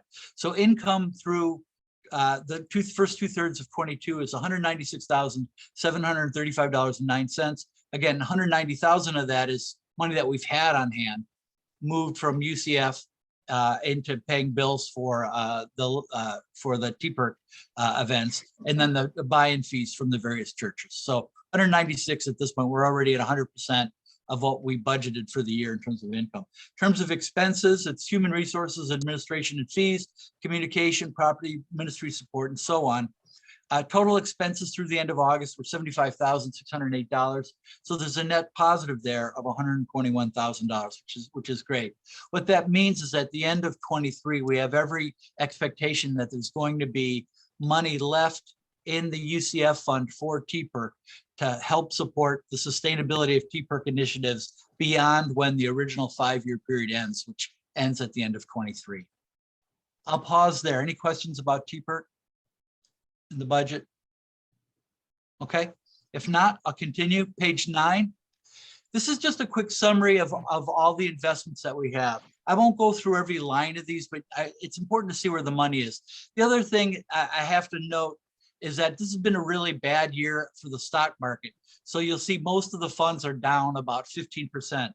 Some that are down more than that are because we've pulled money for that for various purposes, whatever the purpose of the fund is in support of that mission. We set up 3 new investment of funds earlier this year, back in, I think it was in February. One is number 16, the other 17, and number 18. The 16 is the fund that we're putting the sold property net proceeds into. So when we own a property, we have to maintain that. We have bills associated with that. So we keep track of that in our financial reports. Once that property then is sold, we pay ourselves back all that money that we spent to sell it, to maintain it, and so on, to fix it, to be sellable. The net proceeds then, our intent as we look ahead is to put that money into this account. At the end of August, we're $279,000 in there.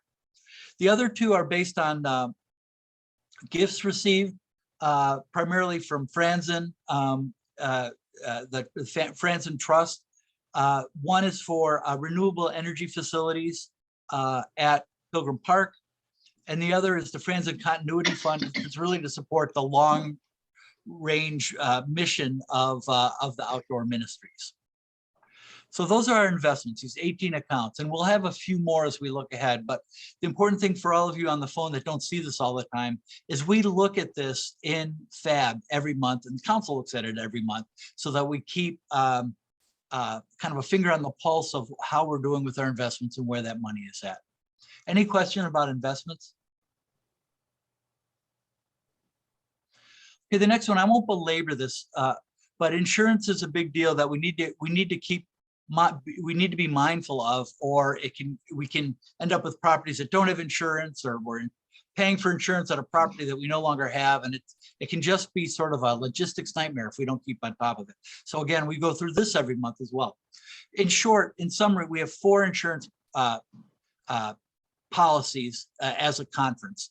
The first is for the property that we own, and you can see the list of properties listed there. The next is for the 2 camps, okay, with the insurance board.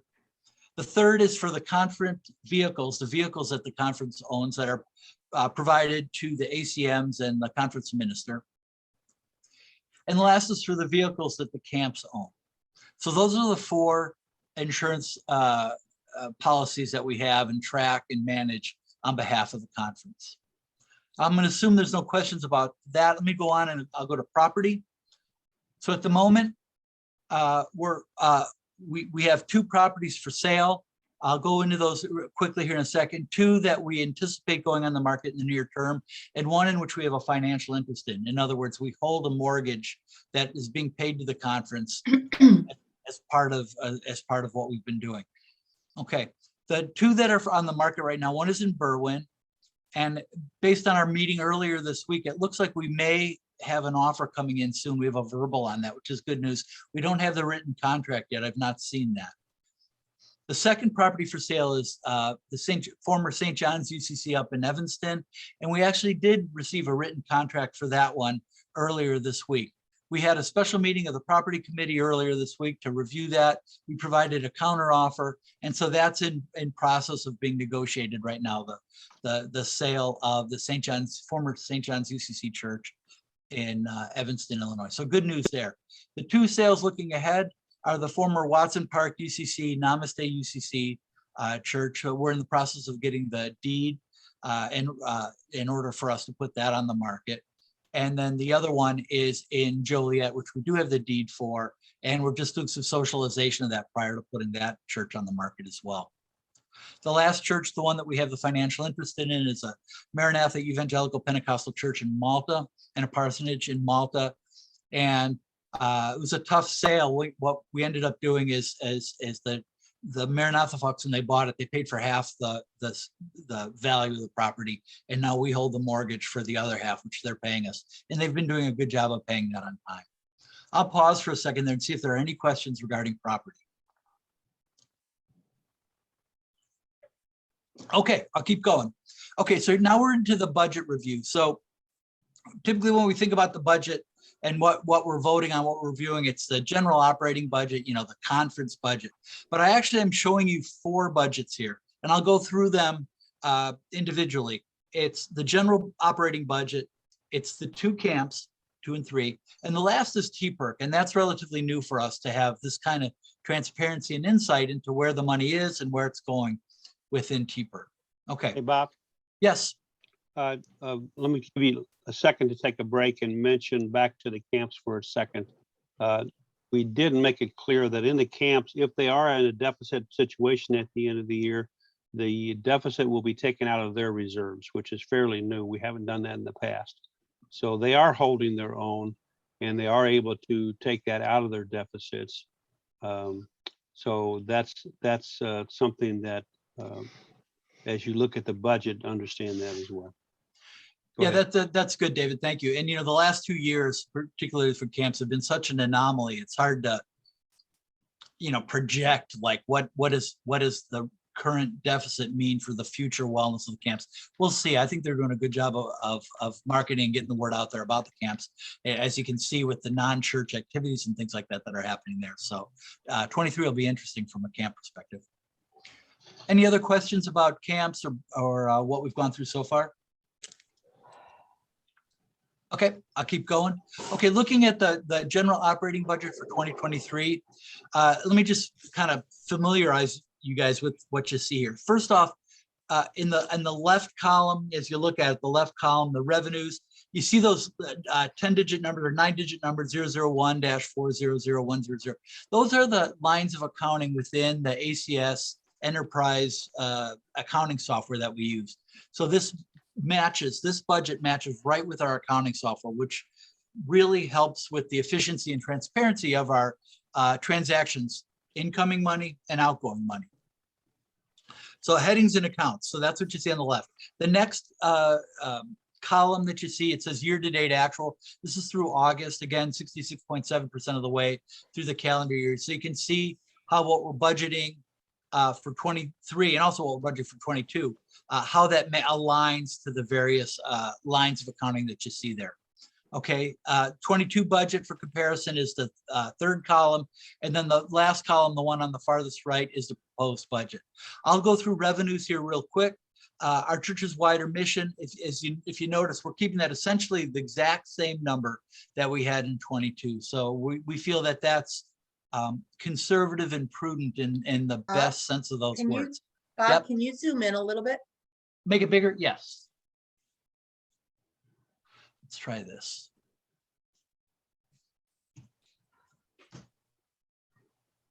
Better? Does anybody need it bigger? I guess I can make it bigger. Hang on, let's try this. How's that? Off the page. It's okay. There. I've just That's adjusted good. it. Okay. That's good. All right. Good enough. So our church's wider mission. Better, big would be great. What's that? Sorry, that's better, bigger would be great. Even bigger. All right. I'll give me one more chance to adjust. Let's see if this does it. These are also on the Google Drive. Yeah, thanks for mentioning Better it. Just link. wanted to say that. If you just want to go directly to it, you can make it the size you want. Yeah. Okay. They won't let me go any bigger than that. Okay. All right. So revenues. Our church's wider mission, same number in 23 as 22. We're cautiously optimistic that we'll achieve that number in 22 and hopefully we'll surpass it in 23. Friends of the conference. Molly talked about that a little bit, kind of our understanding the importance of that supplementary money there, $50,000. As we now have a better handle on our investment accounts, what we can do is start to plan to use not the equity in there, but the income from that over time to supplement our budget in a way that's sustainable over the long term. So what that means is we're looking at a 5% draw from 3 of those investment accounts, the 3 investment accounts that are decided by the council. So I can go back and show you those if you want, but it turns out if you look at what the money was at the end of December of 21, a year ago, 5% of that turned out to be about $33,000. So we believe that that'll be sustainable year to year to year as we look ahead for additional revenue. We're anticipating pulling in $100,000 from at least one of the sales, one of the property sales that we have. So we went ahead and put that in as a budget item. And then the last is just miscellaneous income, that $8,706.13 may seem like a weird number. That's actually a number that causes this budget to be perfectly balanced. The important thing is the $8,700 is well within what we've already seen year to date in miscellaneous income for 22. So we felt that that was a very prudent number to be able to put in there as well. Any questions about revenue? Okay, if not, I'll go to expenses. Okay, the vast majority of our expenses really have to do with human resources. Again, a total budget of $1,291,706.13. And of that, not over $900,000, $914,256.13 is what goes to human resources. So it's going to really what the value of our conference is, which is the people, right? And so you can see that. Salaries and wages is over half of the human resources total, $560,719.89. That number includes a 10% cost of living increase for the conference minister and the ACMs. When we get to the And camps. the staff. And the staff. Yes, thank you. When we get to the camps, there's a similar 10% cost of living increase for camp personnel as well. Looking at benefits, annuity contributions, insurance benefits, and so on. When you add those together, that's $215,000 to go along with the salaries and wages listed above. Other expenses, professional expenses include vehicle operation, travel. And we expect there's probably going to be a little more travel in 23 than there's been in 22. Through 2/3 of 22, we only had $2,300 in travel. So 10,000 in 23. Hospitality and professional development adds up to the $39,000 for total professional expenses there. Outside services, that includes the accountant that we have today, that's Keith Clark Hoyos, and whomever we hire here in the near future for 23. So that number may shift a little bit depending on the negotiations for the cost of that new accountant and bookkeeper, but that's something that we're keeping an eye on. Computer support, contracted maintenance is another $61,200 there, you can see, for those outside services. And then workman's comp and employer part of FICA is another $15,000. That's how we get to the 914. I'll keep going. Other expenses are administration of expenses. The big one there is insurance. As you all are now experts on the conference insurance, we have 4 policies. So we're holding that number at $42,000 for next year. If we sell a couple of those properties, that number should drop a little bit because we won't have to insure the properties anymore. Supplies and maintenance, equipment leases, that's copiers and that sort of thing. Legal support. We have $18,000 set aside for an external audit. If you remember, we just did this more focused internal audit here this fall, looking back at 2021. So it's not as comprehensive as we'd like, but it was also free, which we do like. Okay, bank service charges, payroll processing fees, taxes, and fees. So in terms of administration costs, $84,950. Looking at communication, you know, that's an area that continues to grow in importance and in cost. Digital tools, telecommunications, website expenses, mailing services, $21,000 there. Under property, you can see the rent and space contribution for the Westchester offices, as well as utilities, $20,000. And then we've continued to maintain the 20% giving for, as part of, you know, the national allocation of the OCWM that we received. So that turns out to be $220,000 that we expect to provide the national office in 23. Church and ministry expenses, conference council and executive committee expenses, covenant and partners, council of conference ministers, nothing in the clergy development fund for 23, minor food expenses, nothing for resource material, miscellaneous program expenses. All the programs that we intend to host in 23 are supposed to break even. And the last item you see in red there is the General Synod. And so we've set aside $27,500 for Illinois Conference participation in the General Synod. How does that number come out? That's $500 for 55 delegates. So total ministry support costs are $272,500. So the expenses that you see, 1.291, equal the income that you see or revenue that you see for 23 at 1.291. I'll stop there and see if there are any questions about the general operating fund or budget. Okay, looks like most of you are awake. I really appreciate that. I'll keep going. Looking at the camps. Pilgrim Park budget. So their total revenue estimated for 2023 is $427,500. You can see where that's going to come from, some contributions, ODM camps, UCC church activities, non-UCC church activities, and then the big one again, as we talked about earlier, non-church activities for $427,500. In terms of expenses, the salaries and wages that you see there at the top of expenses does include that 10% cost of living adjustment, as I mentioned earlier, annuity contribution, insurance benefits, vehicle operation. Expenses very similar to what we have seen in 22. Bob? Yes, sir. I think it's also important to point out that earlier this year, the conference council authorized at both camps a wage of up to $20 per hour for the hourly employees, well above the 15 that the state is mandating. So that is, I think, a justice issue that we should have done sooner and we did it this year. Thanks, David. And that's in the budget. Yep. Tower Hill, their budget in 22 was $395,000. For 23, it's $430,000, about a 10% increase, which seems to kind of pass the common sense test as we come out the back end of the COVID years. You can see it there. Bob, there's a question going back to the general operating budget.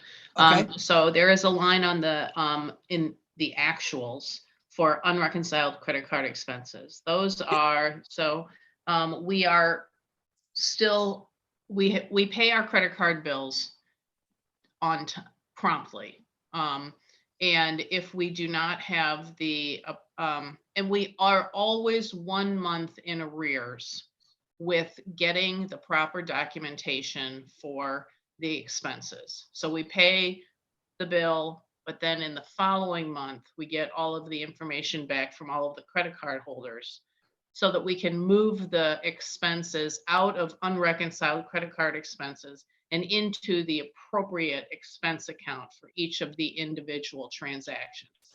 So that number, which is like $23,000, if I remember correctly, is largely the last credit card bill that we paid. We do have some missing documentation that we are chasing down. And ultimately, in the future, that number will appear on the financials every month, but it will be the balance of the credit card bill that we have paid that we have not collected all of the documentation for at that point in time. And Christine, you missed our meeting earlier this week while you were on vacation, but that number. While I was drinking beer in Europe. Afraid to say anything. What that $20,000 debt that showed up in August is down to about 4,000 in September.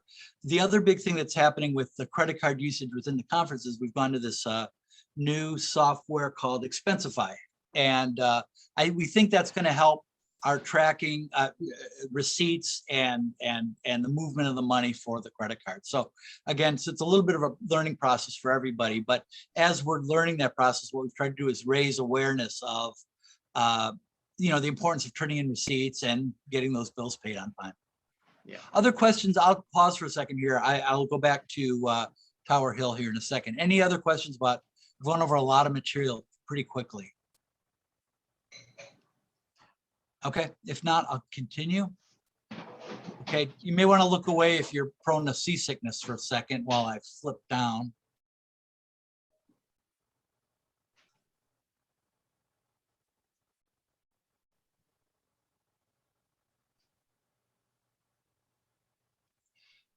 Yeah, so for Tower Hill, you can see the income there, $430,000 is what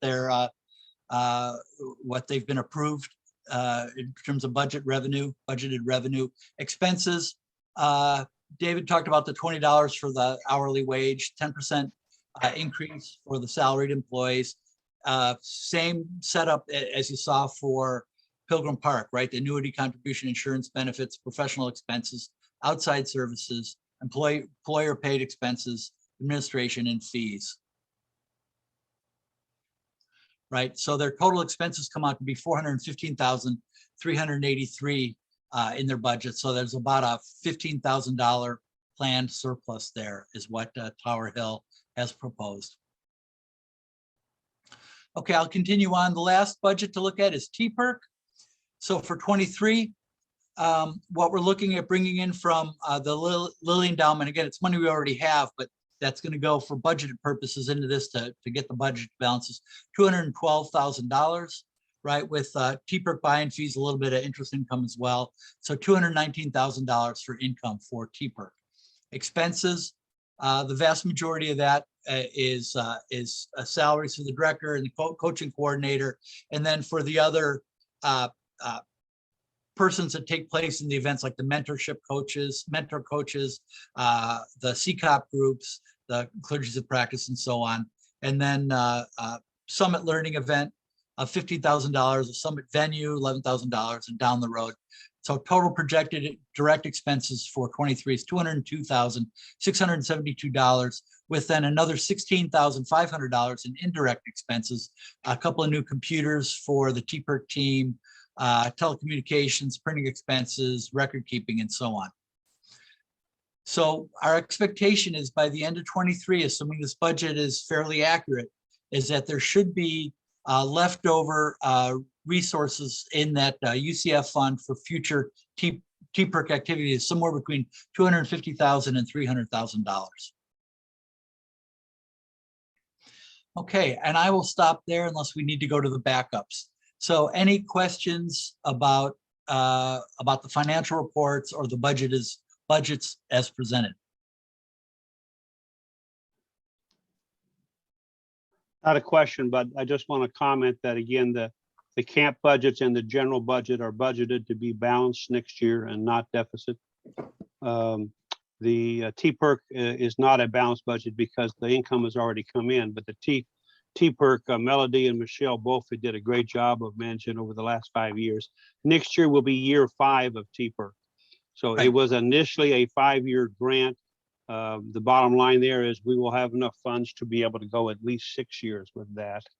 And there's other things happening that we won't go into today, but it's really positive on TPERC. They've done a great job. Yeah, it looks sustainable. That's absolutely right. Other questions? I just want to thank you for all the transparency and the info. It's so nice to finally get some numbers, and it makes us all feel a little bit calmer that we'll still have all the wonderful ACMs and Molly there to assist us. It's just really nice to see info, and I know it wasn't easy, so thanks to all. Thank you for that. That's very kind. Yeah, we've made a lot of progress this year. We still have a lot to do, honestly, and but we've got some ideas on how to do that. So I think one of the big things we're going to focus on next year is how do we raise awareness across leadership in terms of cash flow. That's something that I would like us to get a handle on. There's a couple other things that we're looking to work on too, kind of outside the day-to-day tracking of expenses and income and so on. Christine, anything you want to add? No, I mean, I just think we do have a kind of a sustainable process now, which is helpful, because if people are accustomed to seeing the same thing over and over again, it does give them a sense of comfort, and it improves awareness so that then you can start asking even more in-depth questions. You know, at first we start just asking questions because you need familiarity, but once you become familiar with format and what the contents of the format are, you can start like asking more in-depth and insightful questions. And we do have some goals for next year already kind of plotted out for FAB, and you know, Bob and I work very collaboratively. I mean, it's almost like we're kind of like two halves of the financial coin in addition to the people who help us, you know, just kind of manage everything that's going on. So it works pretty well at this point, but there are still always opportunities for improvement. It will be important for us to get a new accounting firm and to actually hire an audit firm and get an actual real life audit done. If anyone is interested, I could give like a brief summary of what we did in our internal investigation for the 2021 activities. And that report is also in the shared drive if you do want to read the whole thing. It's about 6 pages. Yeah, which I did not write. Our colleague Scott wrote, God bless him. But what we did was we selected 3 months of 2021 and we reviewed incoming record documentation of incoming transactions. I'm not giving you the. And the documentation for outgoing transactions. You know, that was really the focus. So an in-depth audit would do many more things than that, but we thought, you know, we should look at money coming in, we should look at money going out. And what we found is for money going out, we may not have been faithful to our internal processes, even as they existed last in 2021, but there, virtually every single transaction that we reviewed had supporting documentation that was clear and in explaining what we were making a payment for. So, you know, that's, I mean, it's bread and butter, but that's the kind of stuff you're looking for. For credit card expenses, I would say at the beginning of 2021, I would say that our processes were pretty broken. We had very poor documentation at the beginning of 2021. But over the course of the year, we examined January, July, and December. And it was evident that we were improving all along the way so that we were getting to a much better success rate for having the appropriate documentation for credit card expenses by the end of December 2021. And I can tell you for a fact that it's continued to improve in 2022. And then for revenues, we were able to, it was, as Bob said, reviewing revenues was actually kind of humbling because we get very large contributions from some people, and then we get like $2 transactions from people. And each one of those is some faithful giver is providing money to the conference, whether it's a church or whether it's an individual. And we were able to track all of the transactions that we reviewed back to the ledger or the sub ledgers that we use in our old financial system. So it really, I mean, there was a certain sloppiness in some cases, which we're working very hard to overcome. And I think we're doing a great job. I mean, I personally review many, many transactions and check processes currently. And I can tell you that but Lynn, the bulldog, she's pretty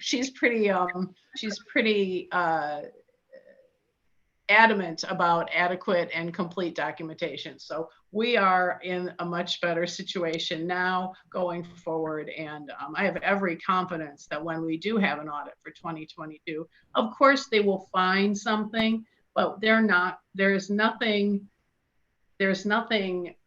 untoward at this point that anybody could point to with what's going on in our financials.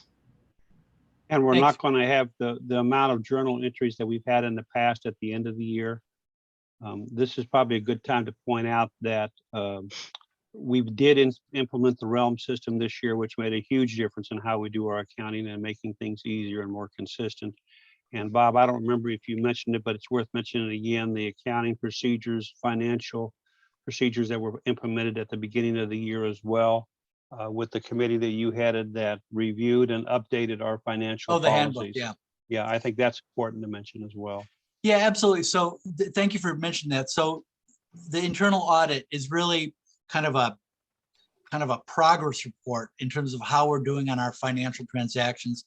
The results of that, we've come up with some recommendations, which will be some of the focus for FAB in 23 and beyond. And number one. Number two, are things that we need to get back into that financial handbook to ensure that we maintain relevancy and alignment between how we're actually doing things and how we say we're going to be doing things. So that's all work that we're going to be doing in 23. David, I think that's it for Christine and me, unless there's something else anybody wants to ask or point out or anything. Is there anything in the chat? I've been watching the chat. I haven't seen anything. Yeah, thank you, Bob and Christina. I want to point out that again, Bob and Christina worked very well together. We certainly have had people on FAB before and in a financial position that were doing a very good job, but they didn't have the tools to work with that Bob and Christine have now. And their particular expertise has worked together well as for us as well. So we've seen a lot of improvement in what I would call stability in the last year. And I think our ESC, as mentioned earlier, audit will even tell us more about that. We're being very transparent about things that we can still improve upon, and there are things we can still improve upon. But we are actually getting reports every month in FAB and at Conference Council, and the Conference Council members appreciate that. In the past, we weren't getting them, and it was very difficult to make good financial decisions without those reports. So Christine and Bob both, thank you very much on behalf of the conference for all the good work that you have been doing. With that, I want to move ahead and go into the anniversary celebration video. I believe, Sarah, you have something for us there, or Molly, you're going to introduce something. There are 2 videos for this, so I'll have to share them separately. We are going to start with the ordination anniversary video, and a big thanks to John Prane for putting together the anniversary celebrations. And if you Right notice after there's that, we'll something go into missing- nominating reports. So stay with us, folks. If you notice that there's something missing in the reports, please let us know so that we can make sure we get our database updated so that we can include you in the future.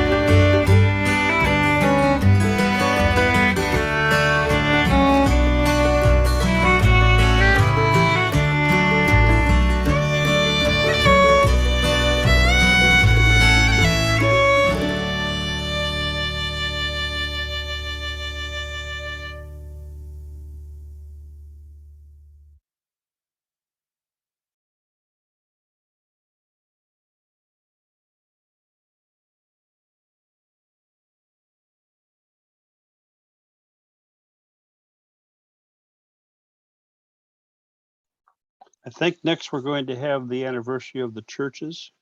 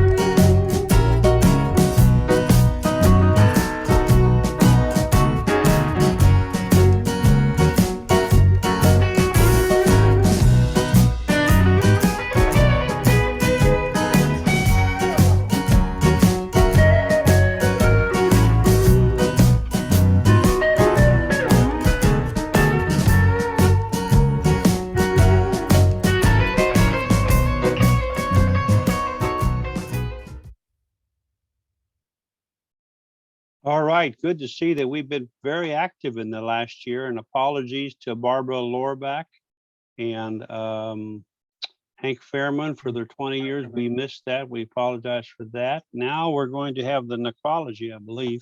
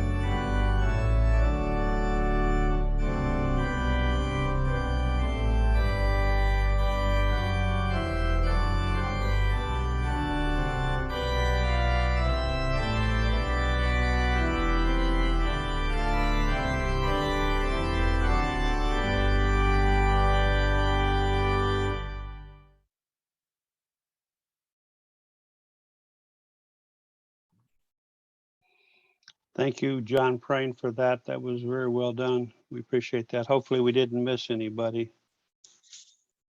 The next item on the agenda is the report and submission for the Nominating Committee 2023 report for the Saturday election.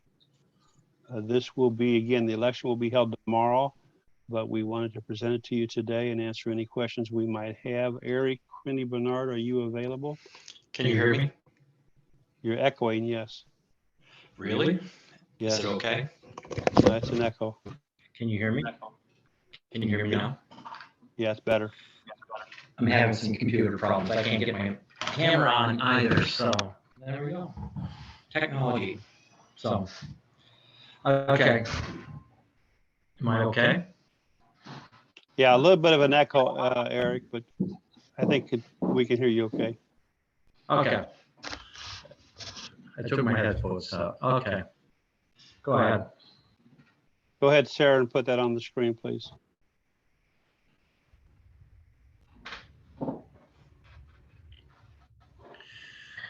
Just to let you know, the asterisks are the ones we need to vote on.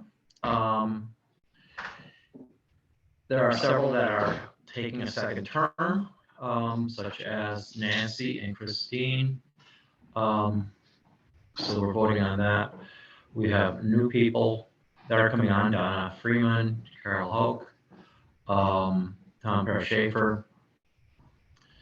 And we have LEAP is still open.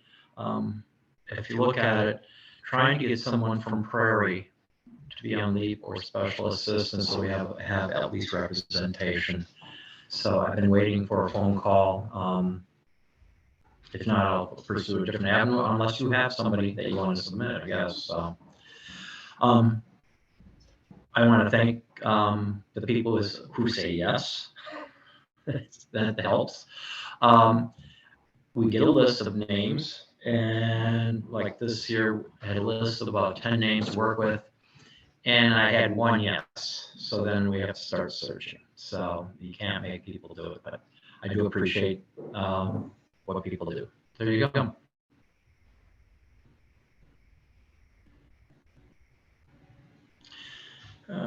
Did we spelling issue with Christine? Let's check. Yeah, it's Vesely. Ly. Okay, I put one extra E in. Sorry. No, Sorry you have about that. one. They're just in the wrong spots. Oh, okay. Oh, I see. Okay. Okay. Because otherwise, I can't possibly tell you that it means Mary in Bohemian. Okay. Thank you.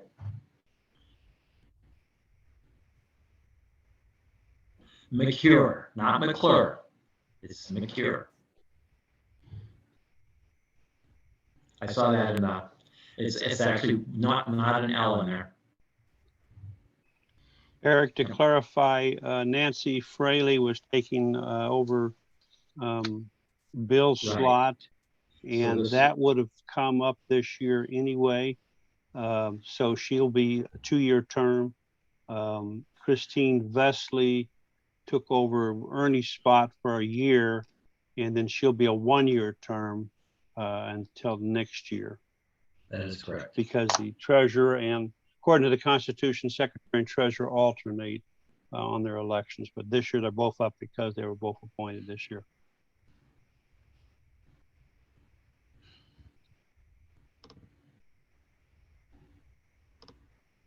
Any Are other there- questions before I stop sharing the document? But we will vote on these tomorrow. Thank you, Sarah. And Eric, hold on 1 second. We'll go right to the general synod votes. We'll vote on these tomorrow. And if you know of any positions that somebody's interested in filling a position, please let us know. And Eric, if you want to go right into the general synod delegate discussion as well, please.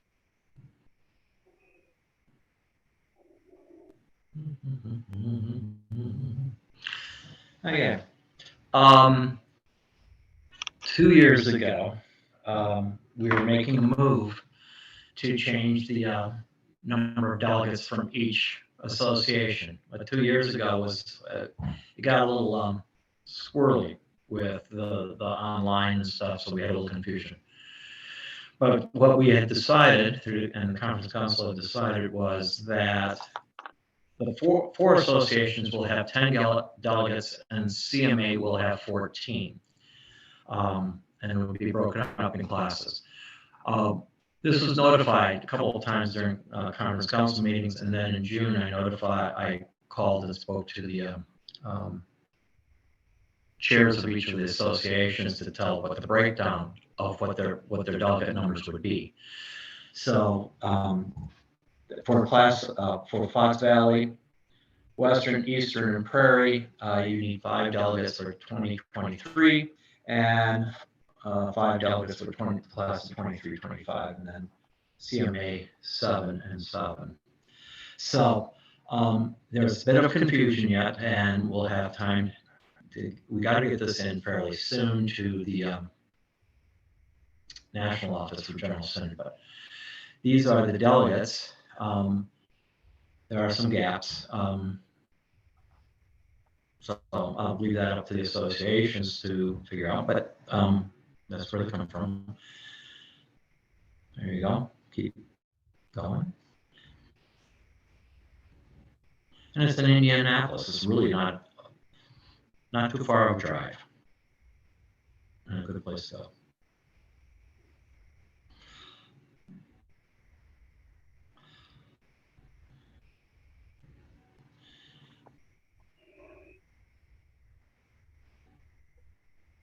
There you go. Doesn't show it, but where it's where Melody Seaton is listed is Eastern Association.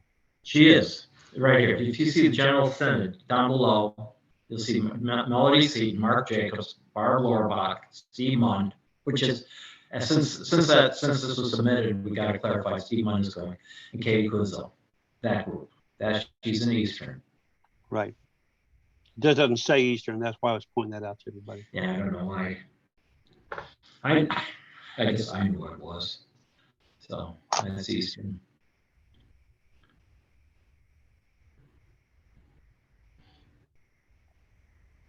So for that one that's open in CMA, are you looking for nominations from the floor, or are you waiting for that to come from CMA?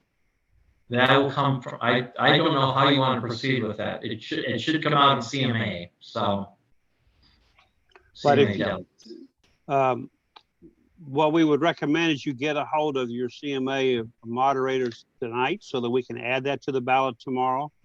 Yep. Because otherwise the Constitution allows the conference minister to appoint them, but we would prefer to have the association appoint, determine who they are. So we need to have that before we vote. Yep, that is correct. David, you have a raised hand. Who is it? I can't see, John. Is it me? I have a question. Yes, Rachel. Go right ahead. Thanks. I'm seeing some like demographic information next to some of these names, but I was wondering if there is like one place where we could see kind of the breakdown by these demographic details like race, age, etc. Not necessarily with names, but as far as like percentages or numbers. I don't get that information.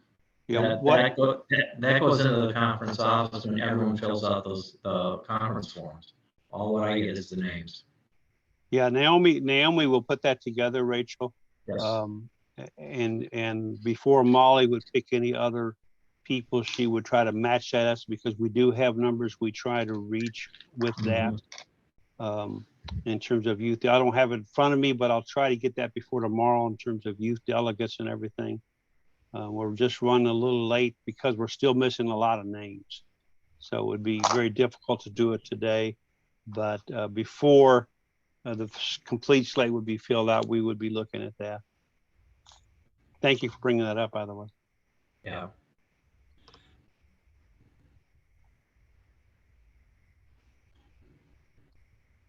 Are there questions? There are a couple of things in chat here, David. Okay, I'm looking at that now. I see Stephanie Perdue saying she should be a delegate in 2023. If she's not a associate conference minister, which she should not be in 2023, she's right. Sarah has put a couple links in there. If you want to see this breakout of the information you just got, you can click on that. Sarah, you will be listed in Eastern only. That is correct. And Molly points out these numbers were expected to reach of diversity.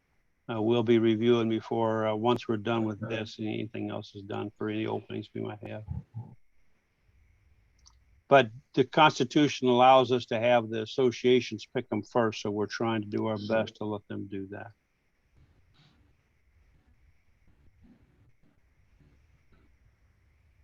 So we will be voting on this again tomorrow, but if you're interested in serving, I would ask you to get a hold of your association moderator or nominating committee tonight, before tomorrow. To answer your question, Marilyn, I think we could take nominations from the floor, but I'm not sure for the Synod how that works. So we'll parlay over that tonight and have an answer by in the morning. I personally don't have an issue with that, but we want to fill the positions if at all possible. I just emailed Regina. Perfect. Thank you. Thank you. The next Synod is going to be in Indianapolis, David, to answer your question. And it will be held next year around July 4th. The exact dates I have somewhere here, not right in front of me, but Eric, do you know them off the top of your head? Yep. No, I don't know where it is. I haven't looked. So. Okay. For the Jen, thank you, Jen. Thank you, Jennifer. June 30th to July 4th. And I'm jealous because the one I had while I was conference president was by Zoom and not in person. In my home state of Kansas is where it should have been. So. Okay. I'm watching the chat. The clarification is all what I do is put together the list that the associations give me. So any corrections that need to be made is going to have to be done by the associations. Okay? Correct. Okay, any other questions for Eric? Moderators, if you have any changes, please contact Eric tonight so that he can get them into us for the final ballot tomorrow. We would love to have all these positions filled. I'm sure Molly would prefer not to have to make those decisions, but we do need to vote on that tomorrow. That is required by the Constitution. Okay, seeing no other questions, we'll go next into the Chalice Awards. And I'll make a brief introduction. This year, we have 3 Chalice Award winners. These are special awards acknowledging and recognizing the significant contribution of individuals to the life of the Illinois Conference. And we have videos of these folks having received, in the process of receiving their chalices. And I turned it over to Sarah to share those videos.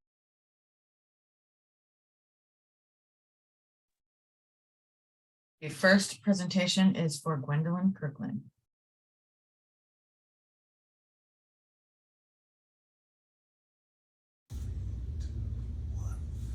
Reverend Gwendolyn Kirkland, on behalf of Molly Carlson and the 228 churches of the Illinois Conference of the United Church of Christ, you are this year's recipient of the 2022 Chalice Award for all of your work during these past couple of years and throughout your lifetime, the way that you have given so much to stewardship, and not only stewardship of the conference, but from a broader perspective. You have opened our eyes and allowed us to see how important finances are in the life of the church. So because of all that work, on behalf of the Illinois Conference, congratulations for being the 2022 Chalice Award recipient. Thank you so much. Yes, thank you so much. And you know that stewardship is my passion, that I feel that giving is living, and that we all are living in abundance that God has provided, and it's a matter of recognizing it, sharing it, and that we're blessed to be a blessing. I'm humbled, I feel honored for this, and I pray that stewardship become a passion of many others.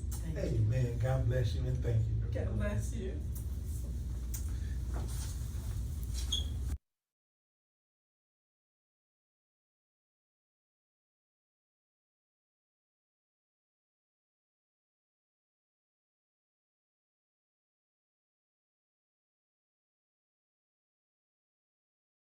The next presentation is for Harriet Dart.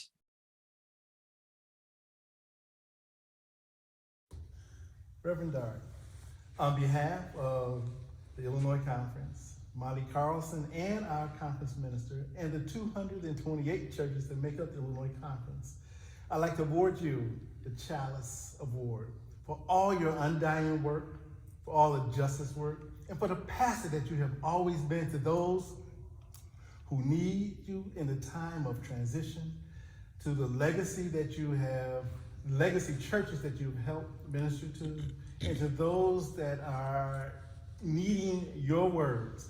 Thank you for all your justice work. Thank you for your passion for spreading justice throughout the conference. So on behalf of the Illinois Conference, you are the 2022 recipient of the Chalice Award. Oh, thank you. Thank you, Terrell. Like many things, it's like it found me rather than I found it. And just thanks to all the people that came ahead of me. And there's still work to do. Amen. Amen. Thank you.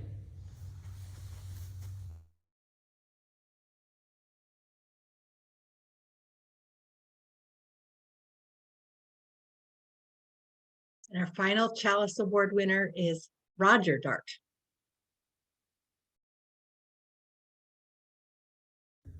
Rod, on behalf of Molly Carlson and the 228 churches that make up the Illinois Conference, I want to say thank you for your undying work.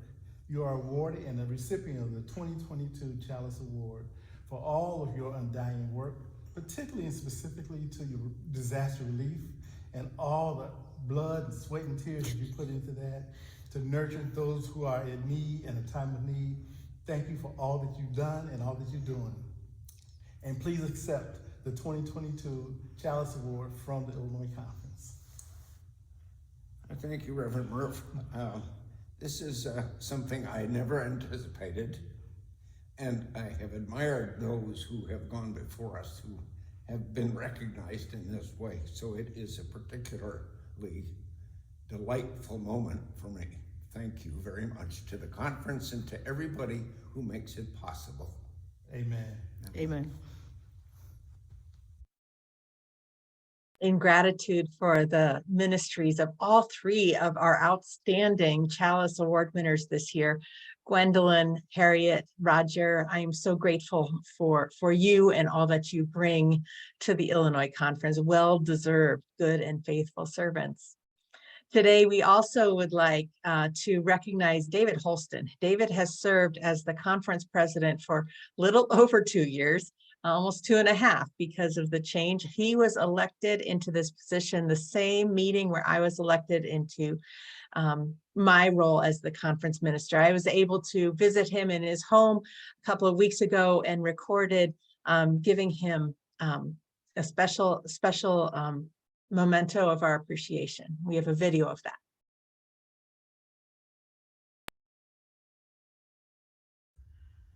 Today we're here with David Holston. David, you were elected to this position as council president the same meeting where I was elected to come and be the new conference minister.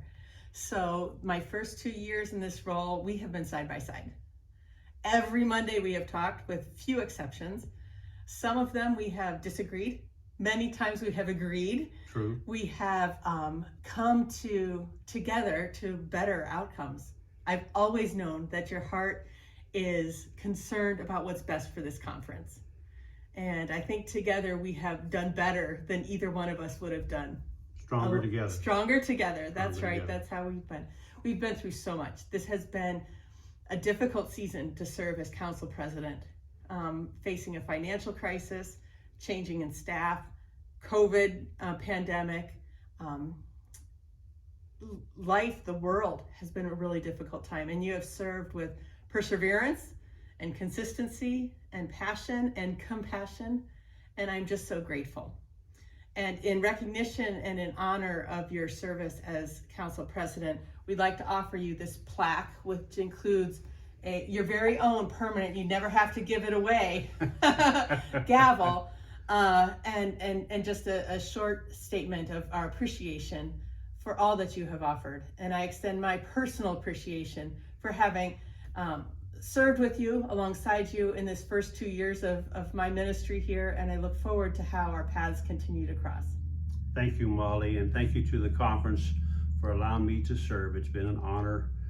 My only regret is that in 2 years, over 2 years now, we've not had a live conference meeting or FAB meeting or property committee meeting. They've all been on Zoom, and I miss that personal touch.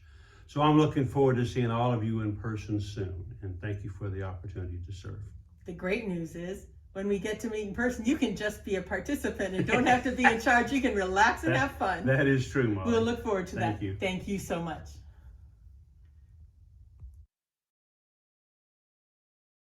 David, we are so grateful for you. We know you don't end your term until tomorrow, but you are worthy of celebration. Thank you so much. Thank you, Molly. So we're reaching the end of the day. I want to point out that we have 2 workshops tonight, God's Creation and the Climate Crisis, done by Reverend Don and Barbara Smith. And then Reverend Mark Jacobs is going to be talking about outreach ministry. And then at 8 o'clock tonight, you can come by the house if you want, because I'll be here on the porch. But if you're not able to physically come because it's Zoom, then we will have a Zoom fellowship gathering at 8 o'clock tonight. And the link for that is in the invite that you have. It's called a fellowship gathering. It will be just very informal. You can wear what you want, drink what you want, eat what you want, and talk about whatever you want. We're just going to hang out and have fun, which if you know anything about annual meetings and synods, we do that a lot when we go in person. We just sit around one night and talk about whatever we want to talk about. So you're invited tonight at 8 o'clock. I will have a different shirt on and I'll be more relaxed than I am right now, and probably drinking on some drink, not a soft drink. So I invite you to join us tonight. Tomorrow we have primarily voting to do. I don't think it's going to take us 3 hours tomorrow, but that's the time we have allotted. So we're right on schedule, and I appreciate everybody in their assistance today. Are there any announcements that I have missed that anybody for the sake of the good wants to make before we adjourn until tomorrow?